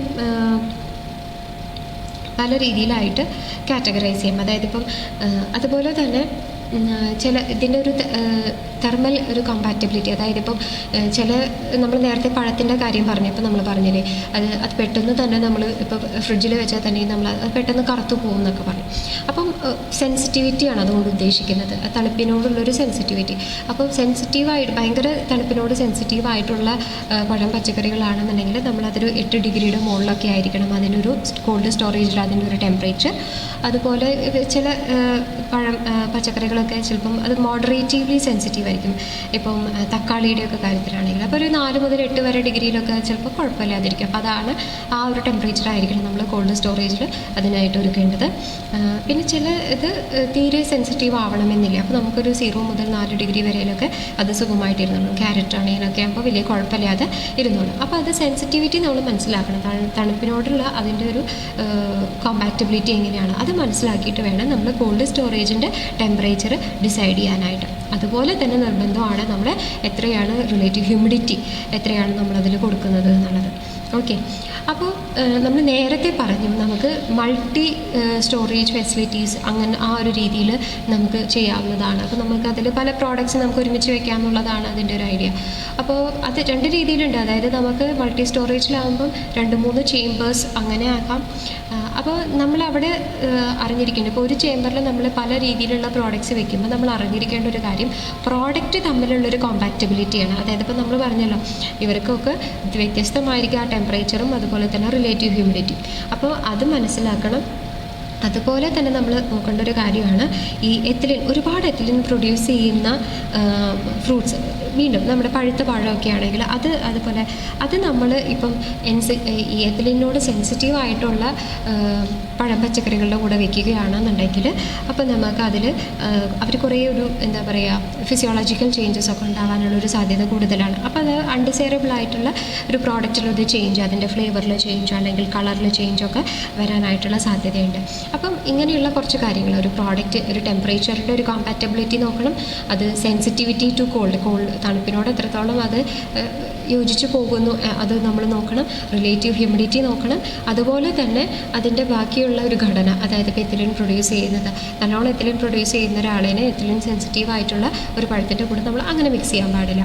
അപ്പോൾ ഇങ്ങനെയുള്ള കുറച്ച് കാര്യങ്ങളാണ് പിന്നെ നമ്മൾ അറിഞ്ഞിരിക്കേണ്ടത്. ഒരു കോൾഡ് സ്റ്റോറേജ് ഫെസിലിറ്റി നമ്മൾ ഇനീഷ്യേറ്റ് ചെയ്യുമ്പോൾ ഇൻസ്റ്റാൾ ചെയ്യാൻ പോകുന്നുണ്ടെങ്കിൽ നമ്മൾ അറിഞ്ഞിരിക്കേണ്ട കുറച്ച് കാര്യങ്ങൾ. പിന്നെ ഇതിപ്പം ഒരു ലേ ഔട്ടാണ്, ഒരു മൾട്ടി പർപ്പസ് കോൾഡ് സ്റ്റോറേജ് ഫെസിലിറ്റിയുടെ ഒരു ലേ ഔട്ടാണ് ഇപ്പോൾ ഞാനിവിടെ കാണിച്ചിരിക്കുന്നത്. അപ്പം ഇതിൽ നമുക്ക് കാണാൻ പറ്റും ആ റിസീവിങ് എൻഡിൽ നിന്ന്, അതായത് ഇപ്പോൾ നമ്മൾ പഴമോ പച്ചക്കറിയോ എന്തോ ആയിക്കോട്ടെ, അപ്പോൾ അത് നമ്മൾ അവിടെ നിന്ന് റിസീവിങ് എൻഡിൽ നിന്ന് വാങ്ങിച്ച് റിസീവ് ചെയ്തതിന് ശേഷം നമ്മുടെ പ്ലാന്റിലേക്ക് എടുത്തതിന് ശേഷം ആദ്യം അത് പോകുന്നത് ഗ്രേഡിങ് സോർട്ടിങ് ആ ഒരു ഹാളിലേക്കായിരിക്കും. അപ്പോൾ നമ്മുടെ പ്രിലിമിനറി ട്രീറ്റ്മെൻറ്റ് അത്രയധികം ഇമ്പോർട്ടൻ്റ് ആണ് എന്നുള്ളതാണ്, അതാണ് ഞാൻ ജസ്റ്റ് ഒന്ന് പറയാൻ ഉദ്ദേശിച്ചത്. അപ്പോൾ ഇവിടെ അത് ഗ്രേഡ് ചെയ്ത് തരംതിരിച്ച് അതിന് സോർട്ട് ചെയ്ത്, അപ്പോൾ ഇതിൽ ഫസ്റ്റ് ഒരു പ്രിലിമിനറി എക്സാമിനേഷൻ നമ്മൾ നടത്തുകയാണ്. അപ്പോൾ അതിൽ കേടുപാടുകൾ വന്നിട്ടുണ്ടെങ്കിൽ അതൊക്കെ നമ്മൾ റിമൂവ് ചെയ്യണം. എന്നിട്ട് നല്ല ഇതായിട്ടുള്ള ഇത് മാത്രം നമ്മൾ ഫർദർ പ്രോസസ്സിങ്ങിന് എടുക്കണം. അപ്പോൾ ഇവിടെ തന്നെ നമുക്കിപ്പം മീറ്റ് അല്ലെങ്കിൽ ഫിഷൊക്കെ ആണെന്നുണ്ടെങ്കിൽ നമ്മുടെ ക്ലീനിങ് പ്രോസസ്സുകൾ, അല്ലെങ്കിൽ മീറ്റൊക്കെ ആണെങ്കിൽ സ്മോക്കിംഗ്, അങ്ങനെയുള്ള എല്ലാ പ്രോസസ്സും ആ പ്രിലിമിനറി പ്രോസസ്സുകളൊക്കെ നടക്കുന്നത് ഈ ഗ്രേഡിങ് സോർട്ടിങ് പാക്കിംഗ് ആ ഒരു ഏരിയയിൽ നടക്കും. അത് കഴിഞ്ഞിട്ട് ഫർദർ അത് പിന്നെ പ്രീ കൂളിങ്ങിലേക്ക് അല്ലെങ്കിൽ പിന്നെ കോൾഡ് സ്റ്റോറേജ് ഫെസിലിറ്റിയിലേക്ക് റൂംസിലേക്ക് ആയിട്ട് നമുക്കതിനെ മാറ്റാനായിട്ട് പറ്റും. എന്നിട്ട് അതർ എൻഡിലാണ് നമുക്കിവിടെ ഈ ഒരു എൻഡിലാണ് നമുക്ക് അതിൻ്റെ ഡിസ്പാച്ച് നമുക്ക് കാണാനായിട്ട് പറ്റും. അപ്പോൾ ഒരു സൈഡിലൂടെ ഒരു എൻഡിലൂടെ നമ്മൾ പ്രോഡക്ട്സിനെ റിസീവ് ചെയ്യുന്നു, എന്നിട്ട് മറ്റേ എൻഡിലൂടെ നമ്മൾ അതിനെ പുറത്തു വിടുന്നു. അപ്പോൾ ക്രോസ് കണ്ടാമിനേഷൻസ് ഇവിടെ സംഭവിക്കില്ല. അത് എൻഷുർ ചെയ്യാൻ വേണ്ടിയിട്ടാണ് അങ്ങനെയുള്ള ഒരു പ്രോഡക്റ്റിൻ്റെ മൂവ്മെൻറ്റ് ഇവിടെ എസ്റ്റാബ്ലിഷ് ചെയ്തിരിക്കുന്നത്. പിന്നെ നമുക്കിവിടെ കാണാൻ പറ്റുന്നത് ഒരു ആൻറ്റി റൂം എന്ന് പറഞ്ഞിട്ട് നമുക്കിവിടെ കാണാൻ പറ്റും. ഇപ്പോൾ ഈ ആൻറ്റി റൂം എന്നുകൊണ്ട് ഉദ്ദേശിക്കുന്നത് എന്താണെന്ന് വെച്ച് കഴിഞ്ഞാൽ, നമുക്ക് ഇപ്പം ഇവിടെ നമ്മളുടെ കോൾഡ് സ്റ്റോറേജിൻ്റെ ഒരു ബ്രിഡ്ജ്, ഒരു ഗ്യാപ്പ് പോലെ ആയിട്ടാണ് ആൻറ്റി റൂംസ് ഉണ്ടായിരിക്കുക. അതായത് പെട്ടെന്ന് തന്നെ നമ്മളിപ്പോൾ ഡോറ് തുറക്കുക അങ്ങനെയൊക്കെ ചെയ്യുമല്ലോ. നമ്മളിപ്പോൾ ഈ പ്രീ കൂളിംഗ് അല്ലെങ്കിൽ ഇപ്പോൾ ഈ കോൾഡ് സ്റ്റോറേജ് ഫെസിലിറ്റിയുടെയൊക്കെ നമ്മൾ ഡോറൊക്കെ ഓപ്പൺ ചെയ്യും. അപ്പോൾ പെട്ടെന്ന് തന്നെ ആ പുറത്തുനിന്നുള്ള ആ ചൂടായിട്ടുള്ള വായു ഇതിൻ്റെ അകത്തേക്ക് കയറാതിരിക്കാൻ വേണ്ടിയിട്ടാണ് അതിൻ്റെ ഒരു വാമപ്പ് ഏരിയ പോലെയാണ് അതിൻ്റെ മുമ്പിലായിട്ട് നമ്മളൊരു ആൻറ്റി റൂം ക്രിയേറ്റ് ചെയ്യുന്നത്. അപ്പോൾ പെട്ടെന്നുള്ള ആ ആംബിയൻറ്റ് എയർ, നമ്മുടെ പുറത്തുള്ള എയർ പെട്ടെന്ന് തന്നെ ഇതിലേക്ക് കയറാതിരിക്കാനായിട്ടും, അതുപോലെ തന്നെ നമ്മൾ പ്രോഡക്ട്സിൻ്റെ ഇപ്പം എന്താ പറയുക, ഒരു പ്രോഡക്റ്റ് നമ്മൾ ഡിസ്പാച്ചിലേക്ക് ഇപ്പോൾ പുറത്തേക്ക് എടുക്കുകയാണെന്നുണ്ടെങ്കിൽ അത് ഒരു കണ്ടൻസേഷൻ, ഇപ്പോൾ ആ ഒരു ഇതിലിരുന്നിട്ട് പുറത്തേക്ക് എടുക്കുമ്പോൾ ഒരു കണ്ടൻസേഷനും ഉണ്ടാവുമല്ലോ. അപ്പോൾ അതൊന്ന് വെറ്റാവാതിരിക്കാനൊക്കെ ആയിട്ടാണ് നമ്മൾ കൂടുതലായിട്ടും ആൻറ്റി റൂംസിൻ്റെ ആ ഒരു പേർപ്പസ് എന്ന് പറയുന്നത്. പിന്നെ ഇപ്പോൾ ഒരു മൾട്ടിപർപ്പസ് ഒരു കോൾഡ് സ്റ്റോറേജ് ആണെങ്കിൽ അതിൻ്റെ ഒരു കപ്പാസിറ്റി, അതിൻ്റെ ഇതെങ്ങനെയാണെന്ന് വെച്ച് കഴിഞ്ഞാൽ അത് നമ്മളുടെ ഒരു പ്രോഡക്റ്റിൻ്റെ അവൈലബിലിറ്റി അനുസരിച്ചിരിക്കും. ഏത് പ്രോഡക്റ്റാണ്, എത്രത്തോളം നമുക്കത് അവൈലബിൾ ആവും, അതിനനുസരിച്ചായിരിക്കും നമ്മളുടെ ഒരു ഫെസിലിറ്റിയുടെ ഒരു ഇത് ഡിസൈഡ് ചെയ്യുന്നത്. അപ്പോൾ അതൊരു 30 മെട്രിക് ടൺ മുതൽ 1250 മെട്രിക് ടൺ വരെയൊക്കെ പോകാം. അത് ഇൻക്ലൂഡിങ് എല്ലാം, ആൻറ്റി റൂംസ്, അതുപോലെ തന്നെ നമ്മളുടെ ഗ്രേഡിങ് സോർട്ടിങ് ഏരിയ തുടങ്ങി നമ്മളുടെ കോൾഡ് സ്റ്റോറേജ് ഫെസിലിറ്റീസ്, പിന്നെ നമ്മളുടെ ഇലക്ട്രിക് റൂം, വേസ്റ്റ് ഡിസ്പോസ് എല്ലാം കൂടെ കണക്കാക്കിയിട്ട് നമുക്ക് ഈ ഒരു ഏരിയയിൽ നമുക്ക് അത്രയും കപ്പാസിറ്റി ഉള്ളതൊക്കെ നമുക്ക് സെറ്റ് ചെയ്യും. പിന്നെ ഇതിൻ്റെ ഒരു ഫ്ലോർ ഏരിയ എന്ന് പറയുമ്പം അതെങ്ങനെ നമ്മൾ കാൽക്കുലേറ്റ് ചെയ്യുകയെന്ന് വെച്ച് കഴിഞ്ഞാൽ, ഞാൻ നേരത്തെ പറഞ്ഞ പോലെ നമ്മുടെ പ്രോഡക്റ്റിൻ്റെ വോളിയം അനുസരിച്ചിട്ടാണ്. അപ്പോൾ പ്രോഡക്റ്റിൻ്റെ വോളിയം എന്ന് പറയുമ്പോൾ നമ്മൾ പ്രോഡക്റ്റ് എങ്ങനെയാണ് ഇതിൽ അറേഞ്ച് ചെയ്യാൻ നോക്കിക്കഴിഞ്ഞാൽ നമ്മൾ സ്റ്റാക്കിംഗ് ആണ് ചെയ്യുന്നത്, പാലറ്റ് സ്റ്റാക്കിംഗ് ആയിരിക്കും ചെയ്യുന്നത്. അപ്പോൾ ഈ പാലറ്റ് സ്റ്റാക്കിംഗ് ചെയ്യുന്ന സമയത്ത് നമുക്ക് ഏകദേശം ഒരു 4 ലെവൽ വരെയൊക്കെ നമുക്ക് ഇങ്ങനെ സ്റ്റാക്കിങ് ചെയ്യാം. അതാണ് കുറച്ചും കൂടെ അഡ്വൈസബിൾ ആയിട്ടുള്ളത്. അപ്പോൾ നമ്മളുടെ ഇതിൻ്റെ ഹൈറ്റ്, ഈ ഒരു പെർട്ടിക്കുലർ ഈ ഒരു ചേമ്പറിൻ്റെ ഹൈറ്റ്, ഈ ഒരു കോൾഡ് സ്റ്റോറേജ് ഫെസിലിറ്റിയുടെ ഹൈറ്റ് എന്ന് പറയുന്നത് നമ്മളുടെ ഇപ്പം ഇതിൽ നമ്മൾ ഈ പാലറ്റ് സ്റ്റാക്ക് ചെയ്യുന്നത് നമ്മളിങ്ങനത്തെ ഈ ഫോർക്ക് ഇത് ഉപയോഗിച്ചിട്ടായിരിക്കും നമ്മൾ ചെയ്യുന്നുണ്ടാവുക. അപ്പോൾ അവിടെ എന്താ പറയുക, ആ ഫോക്ക് ലിഫ്റ്റിൻ്റെ ഒരു റീച്ച് ഉണ്ടായിരിക്കില്ല, എത്രത്തോളം ഉയരത്തിൽ അത് വയ്ക്കാൻ പറ്റും. ആ ഒരു ഇതിനനുസരിച്ചിട്ടായിരിക്കും നമ്മളിതിൻ്റെ ഹൈറ്റ് ഫൈനലൈസ് ചെയ്യുന്നത്. മാക്സിമം നമുക്കിങ്ങനെ എടുക്കാം, ഒരു 4 പാലറ്റ്, ഒരു 4 ലെവൽ ഓഫ് ഈ പാലറ്റ്സ് ആണ് അഡ്വൈസബിൾ ആയിട്ടുള്ളത്. അപ്പോൾ അങ്ങനെ ഒരു 4 ലെവലൊക്കെ ആണെന്നുണ്ടെങ്കിൽ ഏകദേശം ഒരു 740 സെൻറ്റിമീറ്റർ മുതൽ ഒരു 820 സെൻറ്റിമീറ്റർ വരെയൊക്കെ ആവാം നമ്മുടെ ഫ്ലോറിൽ നിന്ന് സീലിങ്ങിലേക്കുള്ള ആ ഒരു ഉയരം എന്ന് പറയുന്നത്. അപ്പോൾ അതാണ് നമ്മളുടെ ഒരു കോൾഡ് സ്റ്റോറേജ് ഫെസിലിറ്റിയുടെ ഒരു ഹൈറ്റ്, അങ്ങനെ നമുക്ക് കണക്കാക്കാനായിട്ട് പറ്റും. പിന്നെ അതിൽ വരുന്നൊരു കാര്യം എന്താണെന്ന് വെച്ച് കഴിഞ്ഞാൽ, നമ്മുടെ ഈ ചേമ്പേഴ്സ് എപ്പോഴും കൂടുതലായിട്ടും സ്ക്വയർ ഷേപ്പിൽ കൺസ്ട്രക്ട് ചെയ്യുന്നതായിട്ട് കൂടുതലായിട്ട് അഡ്വൈസബിൾ. റെക്ടാങ്കുലർ ബിൽഡിങ്ങിനേക്കാളും സ്ക്വയർ ബിൽഡിങ്സ് ആണ് കുറച്ചും കൂടെ അഡ്വൈസബിൾ. അതെന്താ കാരണം എന്ന് വെച്ച് കഴിഞ്ഞാൽ അതിൽ ഹീറ്റ് കണ്ടക്ട് ചെയ്യുന്നത്, മറ്റേതാകുമ്പോൾ കുറച്ചും കൂടെ എന്താ പറയുക, വാൾ ഏരിയ കൂടുതലായിരിക്കും. അപ്പോൾ അതിനനുസരിച്ചിട്ട് അത് കൂൾ ചെയ്യാനുള്ള ടൈം കൂടുതലായിട്ടും എടുക്കും. അപ്പോൾ അതൊക്കെ ഒഴിവാക്കാനായിട്ടാണ് നമ്മൾ സ്ക്വയർ ബിൽഡിങ്സ് കുറച്ചും കൂടെ അഡ്വൈസബിൾ ആയിട്ടുള്ളത്. പിന്നെ അത് നമ്മൾ കൺസ്ട്രക്ട് ചെയ്യുമ്പോൾ എപ്പോഴും ശ്രദ്ധിക്കേണ്ട കാര്യം, വാൾസ് കൺസ്ട്രക്ട് ചെയ്യുമ്പോൾ നമ്മൾ കൂടുതലായിട്ടും എന്താ പറയുക, ഇൻസുലേഷൻ കൊടുത്തിട്ടുള്ള മെറ്റീരിയൽസ് അങ്ങനെ ആയിരിക്കണം കൺസ്ട്രക്ട് ചെയ്യുന്നുണ്ട്. ഇപ്പോൾ ബ്രിക്ക് വാളാണെങ്കിൽ ഒരു 230 mm ഒക്കെ ആയിട്ടായിരിക്കണം അതിൻ്റെ സൈസ്. അപ്പോൾ കൂടുതലായിട്ടും നമുക്ക് എന്താ പറയുക, നമ്മളുടെ ഈ എന്താ പറയുക കോൾഡ് ജനറേറ്റ് ചെയ്തിട്ടുള്ളത് പുറത്ത് പോകാതിരിക്കാനായിട്ടൊരു ഇൻസുലേഷൻ ഇതിലായിരിക്കണം നമ്മളുടെ കൺസ്ട്രക്ഷൻ കൂടുതലായിട്ടും വരേണ്ടത്. പിന്നെ നമുക്ക് ഇതിലിപ്പോൾ എത്ര ചേമ്പേഴ്സ് ആവാം. ഇപ്പോൾ നമ്മൾ നേരത്തെ ഇപ്പോൾ ഇതിൽ നമ്മൾ കണ്ടല്ലോ, ഇതിൽ നമ്മൾ 2 കോൾഡ് സ്റ്റോറേജ് ചേമ്പേഴ്സാണ് അവരിതിൽ ഡിസൈൻ ചെയ്തിരിക്കുന്നത്. മാക്സിമം ഒരു 4 ചേമ്പർ വരെയൊക്കെയാണ് അഡ്വൈസബിൾ. കാരണം അഡ്വൈസബിൾ എന്ന് വെച്ച് കഴിഞ്ഞാൽ അത് കുറച്ചും കൂടി നമുക്ക് എക്കണോമിക്കലായിട്ട് ഒരു 4 ചേമ്പർ വരെയൊക്കെയാണ് നല്ലത്. അത് എന്താണെന്ന് വെച്ച് കഴിഞ്ഞാൽ കൂടുതലാവുമ്പോൾ നമുക്ക് അതിനനുസരിച്ചിട്ട് അത്രയും ഇൻസുലേറ്റഡ് ആയിട്ടുള്ള ഫെസിലിറ്റീസ്, റൂംസ് നമ്മൾ ക്രിയേറ്റ് ചെയ്യണം. അപ്പോൾ അത്രയും ഡോർസ് അങ്ങനെയൊക്കെയുള്ള ഇത് കൂടുതൽ ഡിവിഷണൽ വാളുകൾ അതൊക്കെ കൂടുതലായിരിക്കുമല്ലോ. അപ്പോൾ ആ ഒരു കോസ്റ്റ് നമുക്ക് എലിമിനേറ്റ് ചെയ്യാനായിട്ട് കുറയ്ക്കാനായിട്ട് സാധിക്കും. നമ്മൾ ചെറിയ ലാർജ് ചേമ്പേഴ്സ് ഉണ്ടാക്കുമ്പോൾ കുറച്ച് സ്മോൾ നമ്പർ കുറവാണ്, പക്ഷേ സൈസ് വൈസ് കുറച്ചും കൂടെ വലുതായിട്ടുള്ള ചേമ്പേഴ്സാണ് കുറച്ചും കൂടി അഡ്വൈസബിൾ ആയിട്ടുള്ളത്. പിന്നെ നമ്മുടെ ആ ഒരു ഏരിയയുടെ യൂട്ടിലൈസേഷൻ, അപ്പം അതെങ്ങനെ നമ്മൾ കണക്കാക്കാമെന്ന് വെച്ച് കഴിഞ്ഞാൽ, ഇപ്പം നമുക്ക് ഒരു എത്രത്തോളം നമ്മുടെ ടോട്ടൽ ഏരിയ എന്ന് പറയുന്നത് നമ്മളുടെ ഈ പ്രോഡക്റ്റ് സ്റ്റാക്ക് ചെയ്ത് വെച്ചിരിക്കുന്നത്, ഇപ്പം ഇതുപോലെ സ്റ്റാക്ക് ചെയ്ത് വെച്ചിരിക്കുന്ന ആ ഒരു ഏരിയ ഉണ്ടായിരിക്കും. പിന്നെ അതിലുള്ള ഒരു നടപ്പാത, നമുക്ക് ഇതിൻ്റെ ഒരു മൂവ്മെൻറ്റിന് വേണ്ടിയിട്ട് നമ്മുടെ ഈ ഫോർക്ക് ലിഫ്റ്റിംഗ് ഇതിനുള്ള ഒരു മൂവ്മെൻറ്റിനും ആളുകളുടെ മൂവ്മെൻറ്റിനും ഒക്കെ വേണ്ടിയിട്ടുള്ളൊരു സ്പേസ്, ഇതൊക്കെ കൂടിയിട്ടുള്ളതാണ് നമ്മുടെ ഒരു ടോട്ടൽ ഏരിയ എന്ന് പറയുന്നത്. അപ്പം നമ്മളൊരു 50%, ഈ ടോട്ടൽ ഏരിയയുടെ ഒരു 50% നമ്മളുടെ പ്രോഡക്റ്റ്സാണ് നമ്മൾ വെച്ചിട്ടുണ്ട് എന്നുണ്ടെങ്കിൽ, അപ്പം നമ്മളതൊരു എഫിഷ്യൻറ്റ് യൂട്ടിലൈസേഷൻ ആണെന്ന് നമുക്ക് പറയാനായിട്ട് പറ്റും. നമ്മൾ കൂടുതലായിട്ടും എക്കണോമിക്കലി നമ്മളത് നല്ലപോലെ ആ സ്പേസിൽ യൂട്ടിലൈസ് ചെയ്തു എന്നുള്ളത് നമുക്ക് ഉറപ്പുവരുത്താനായിട്ട് പറ്റും. പിന്നെ ഇതിൽ വരുന്ന ഒരു കാര്യം എന്ന് പറയുന്നത് എയറിൻ്റെ കോമ്പോസിഷനാണ്. അപ്പോൾ ഞാൻ നേരത്തെ നമ്മൾ പല രീതിയിലുള്ള കോൾഡ് സ്റ്റോറേജ് ഫെസിലിറ്റീസ് പറഞ്ഞല്ലോ, ഇപ്പോൾ ബ്ലാസ്റ്റും അല്ലെങ്കിൽ IQF എന്നൊക്കെ പറഞ്ഞു. അപ്പോൾ അതിൽ നമുക്ക് അതുപോലെ തന്നെ ഇപ്പോൾ നമ്മളൊരു കോൾഡ് സ്റ്റോറേജ് ഫെസിലിറ്റി അല്ലെങ്കിൽ കോൾഡ് ചേമ്പേഴ്സൊക്കെ സെറ്റ് ചെയ്യുമ്പോൾ അതിൽ നമുക്ക് പിന്നെ ചെയ്യാൻ പറ്റുന്ന ഒരു കാര്യം എന്ന് പറഞ്ഞു കഴിഞ്ഞാൽ, ശീതീകരണം മാത്രമല്ലാതെ ആ ഒരു ചേമ്പറിൽ നമ്മളൊരു മോഡിഫൈ ചെയ്തിട്ടുള്ള ഒരു അറ്റ്മോസ്ഫിയർ കൊടുക്കാം. അതായത് ഇപ്പോൾ നമ്മൾ അതിലത്തെ ഓക്സിജൻ്റെ അളവ് മാറ്റി പകരം നൈട്രജൻ, കാർബൺ ഡൈ ഓക്സൈഡ്, അപ്പോൾ അതൊരു റേഷ്യോയിൽ നമ്മൾ കൊടുക്കുക. അപ്പോൾ അങ്ങനെ റേഷ്യോയിൽ കൊടുക്കുമ്പോൾ നമ്മൾക്ക് എന്ത് ചെയ്യാൻ പറ്റും, ആ പ്രോഡക്റ്റിൻ്റെ അതിപ്പം നമ്മുടെ പഴം പച്ചക്കറികൾ, ക്യാബേജ്, കോളിഫ്ലവർ അല്ലെങ്കിൽ ഫ്രൂട്ട്സ് ഒക്കെ നമ്മൾ വെക്കുമല്ലോ, അപ്പോൾ അതിൻ്റെ ഒരു ഷെൽഫ് ലൈഫ് ഒന്നും കൂടെ നമുക്ക് കൂട്ടാനായിട്ട് പറ്റും നമ്മൾ ഈ മോഡിഫൈ ചെയ്യുമ്പോൾ, അറ്റ്മോസ്ഫിയർ മോഡിഫൈ ചെയ്യുമ്പോൾ. അതിന് controlled atmospheric cold storage facility അങ്ങനെയാണ് പറയുക. നമ്മളുടെ ആ ഒരു ഫെസിലിറ്റിയിൽ, ആ ഒരു ചേമ്പറിൻ്റെ അകത്ത് നമ്മൾ ഈ ഓക്സിജൻ അല്ലെങ്കിൽ ഇപ്പോൾ കാർബൺ ഡൈ ഓക്സൈഡ്, നൈട്രജൻ അതൊരു പ്രൊപ്പോർഷനിൽ കൊടുക്കാം. അല്ലെങ്കിൽ ഇപ്പോൾ ഈ പ്രൊപ്പോർഷൻസ് ഉണ്ടല്ലോ, അപ്പോൾ നമ്മൾ എങ്ങനെ ആയിരിക്കണം, എത്രത്തോളം നൈട്രജൻ വേണം, എത്രത്തോളം കാർബൺ ഡൈ ഓക്സൈഡ് വേണം, എത്രത്തോളം ഓക്സിജൻ വേണം എന്നുള്ളതൊക്കെ ഓരോ പ്രോഡക്റ്റിനും വ്യത്യാസം ഉണ്ടായിരിക്കും. ഓക്കെ, അപ്പോൾ അങ്ങനെയാണ് നമുക്കൊരു അതിൻ്റെ ഒരു എയർ കോമ്പോസിഷനിൽ മാറ്റം വരുത്തിയിട്ട് നമുക്ക് സ്റ്റോറേജ് ഈ കോൾഡ് സ്റ്റോറേജ് ഫെസിലിറ്റീസിൽ നിന്ന് നമുക്കൊന്നും കൂടെ എഫിഷ്യൻ്റായിട്ട് നമുക്ക് പ്രോഡക്ട്സ് ഇതാക്കാനായിട്ട് പറ്റുന്നത്. പിന്നെ വരുന്നത് ഒപ്റ്റിമൽ സ്റ്റോറേജ് ടെമ്പറേച്ചർ.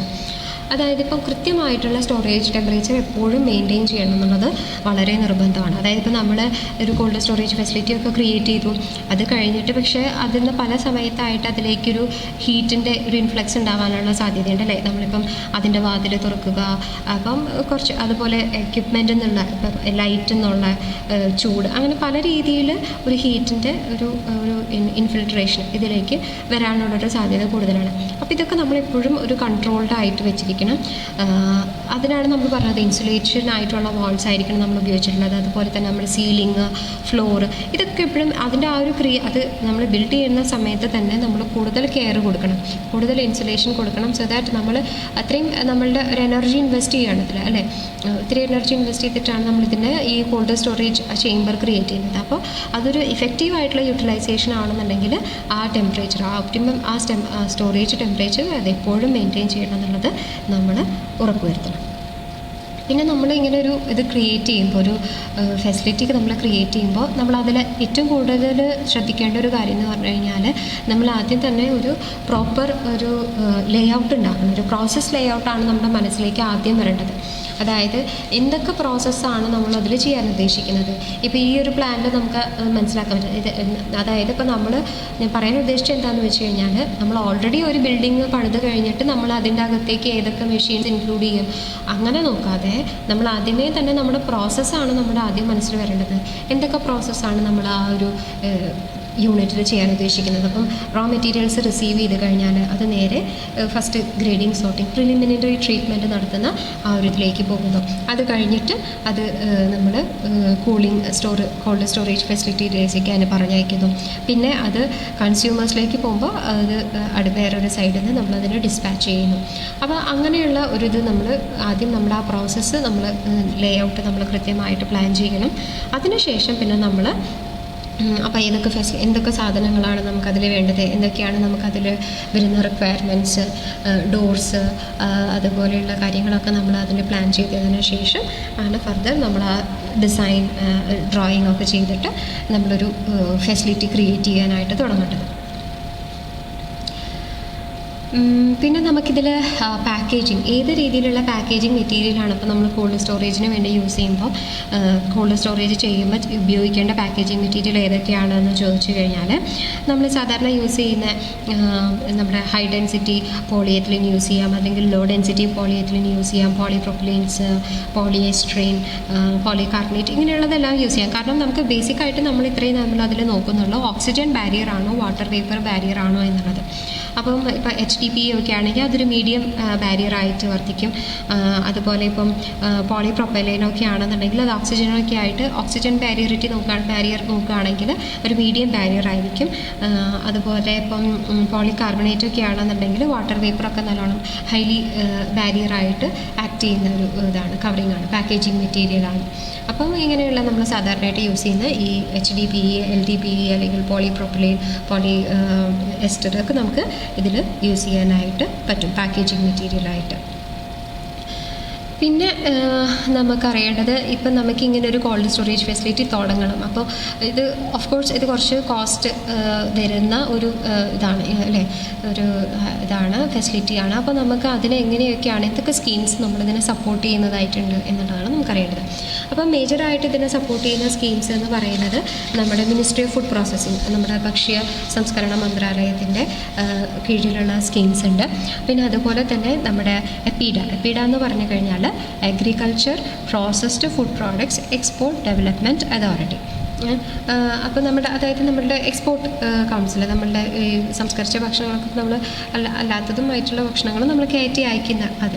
അപ്പം ആ ഒരു ഇതിലൂടെയൊക്കെ നമുക്ക് അവരുടെയൊക്കെ സ്കീംസ് നമുക്ക് ഇത് ഇൻസ്റ്റാൾ ചെയ്യാനായിട്ടുള്ളത് ഉണ്ട്. അതുപോലെ തന്നെ NHM, നാഷണൽ ഹോർട്ടിക്കൾച്ചർ ബോർഡിലും നമുക്ക് കോൾഡ് സ്റ്റോറേജ് ഫെസിലിറ്റീസ് തുടങ്ങാനായിട്ടുള്ളതിന് നമുക്ക് സ്കീംസ് അവൈലബിൾ ആയിട്ടുണ്ട്. അപ്പോൾ MOFPIയുടെ സ്കീംസ്, അതായത് മിനിസ്ട്രി ഓഫ് ഫുഡ് പ്രോസസ്സിങ്ങിൻ്റെ സ്കീംസ് ഏതൊക്കെയാണെന്ന് ചോദിച്ചു കഴിഞ്ഞാൽ, നമുക്കിപ്പം ഇത് ഇൻസ്റ്റാളേഷൻ ചെയ്യണമെന്നുണ്ടെങ്കിൽ ഒരു 50% ഒക്കെ നമുക്ക് അതിനൊരു ഇത് കിട്ടും. അതായത് ഇപ്പോൾ ടോട്ടൽ നമ്മൾ ഇത്ര ലോൺ എമൗണ്ട് ഇത് എടുത്തിട്ടുണ്ടെങ്കിൽ അപ്പോൾ ആ ലോണിൻ്റെ ഒരു 50% നമുക്ക് ഒരു എന്താ പറയുക സബ്സിഡി നമുക്ക് അതിൽ കിട്ടും. പിന്നെ അത് ഏരിയ വൈസ് എങ്ങനെ അതിൽ കുറച്ച് വ്യത്യാസങ്ങളുണ്ട്. ജനറൽ ഏരിയയിൽ 50, പിന്നെ നോർത്ത് ഈസ്റ്റേൺ സ്റ്റേറ്റ്സ് ഒക്കെ ആകുമ്പോൾ ഒരു 75% വരെയൊക്കെ കിട്ടും.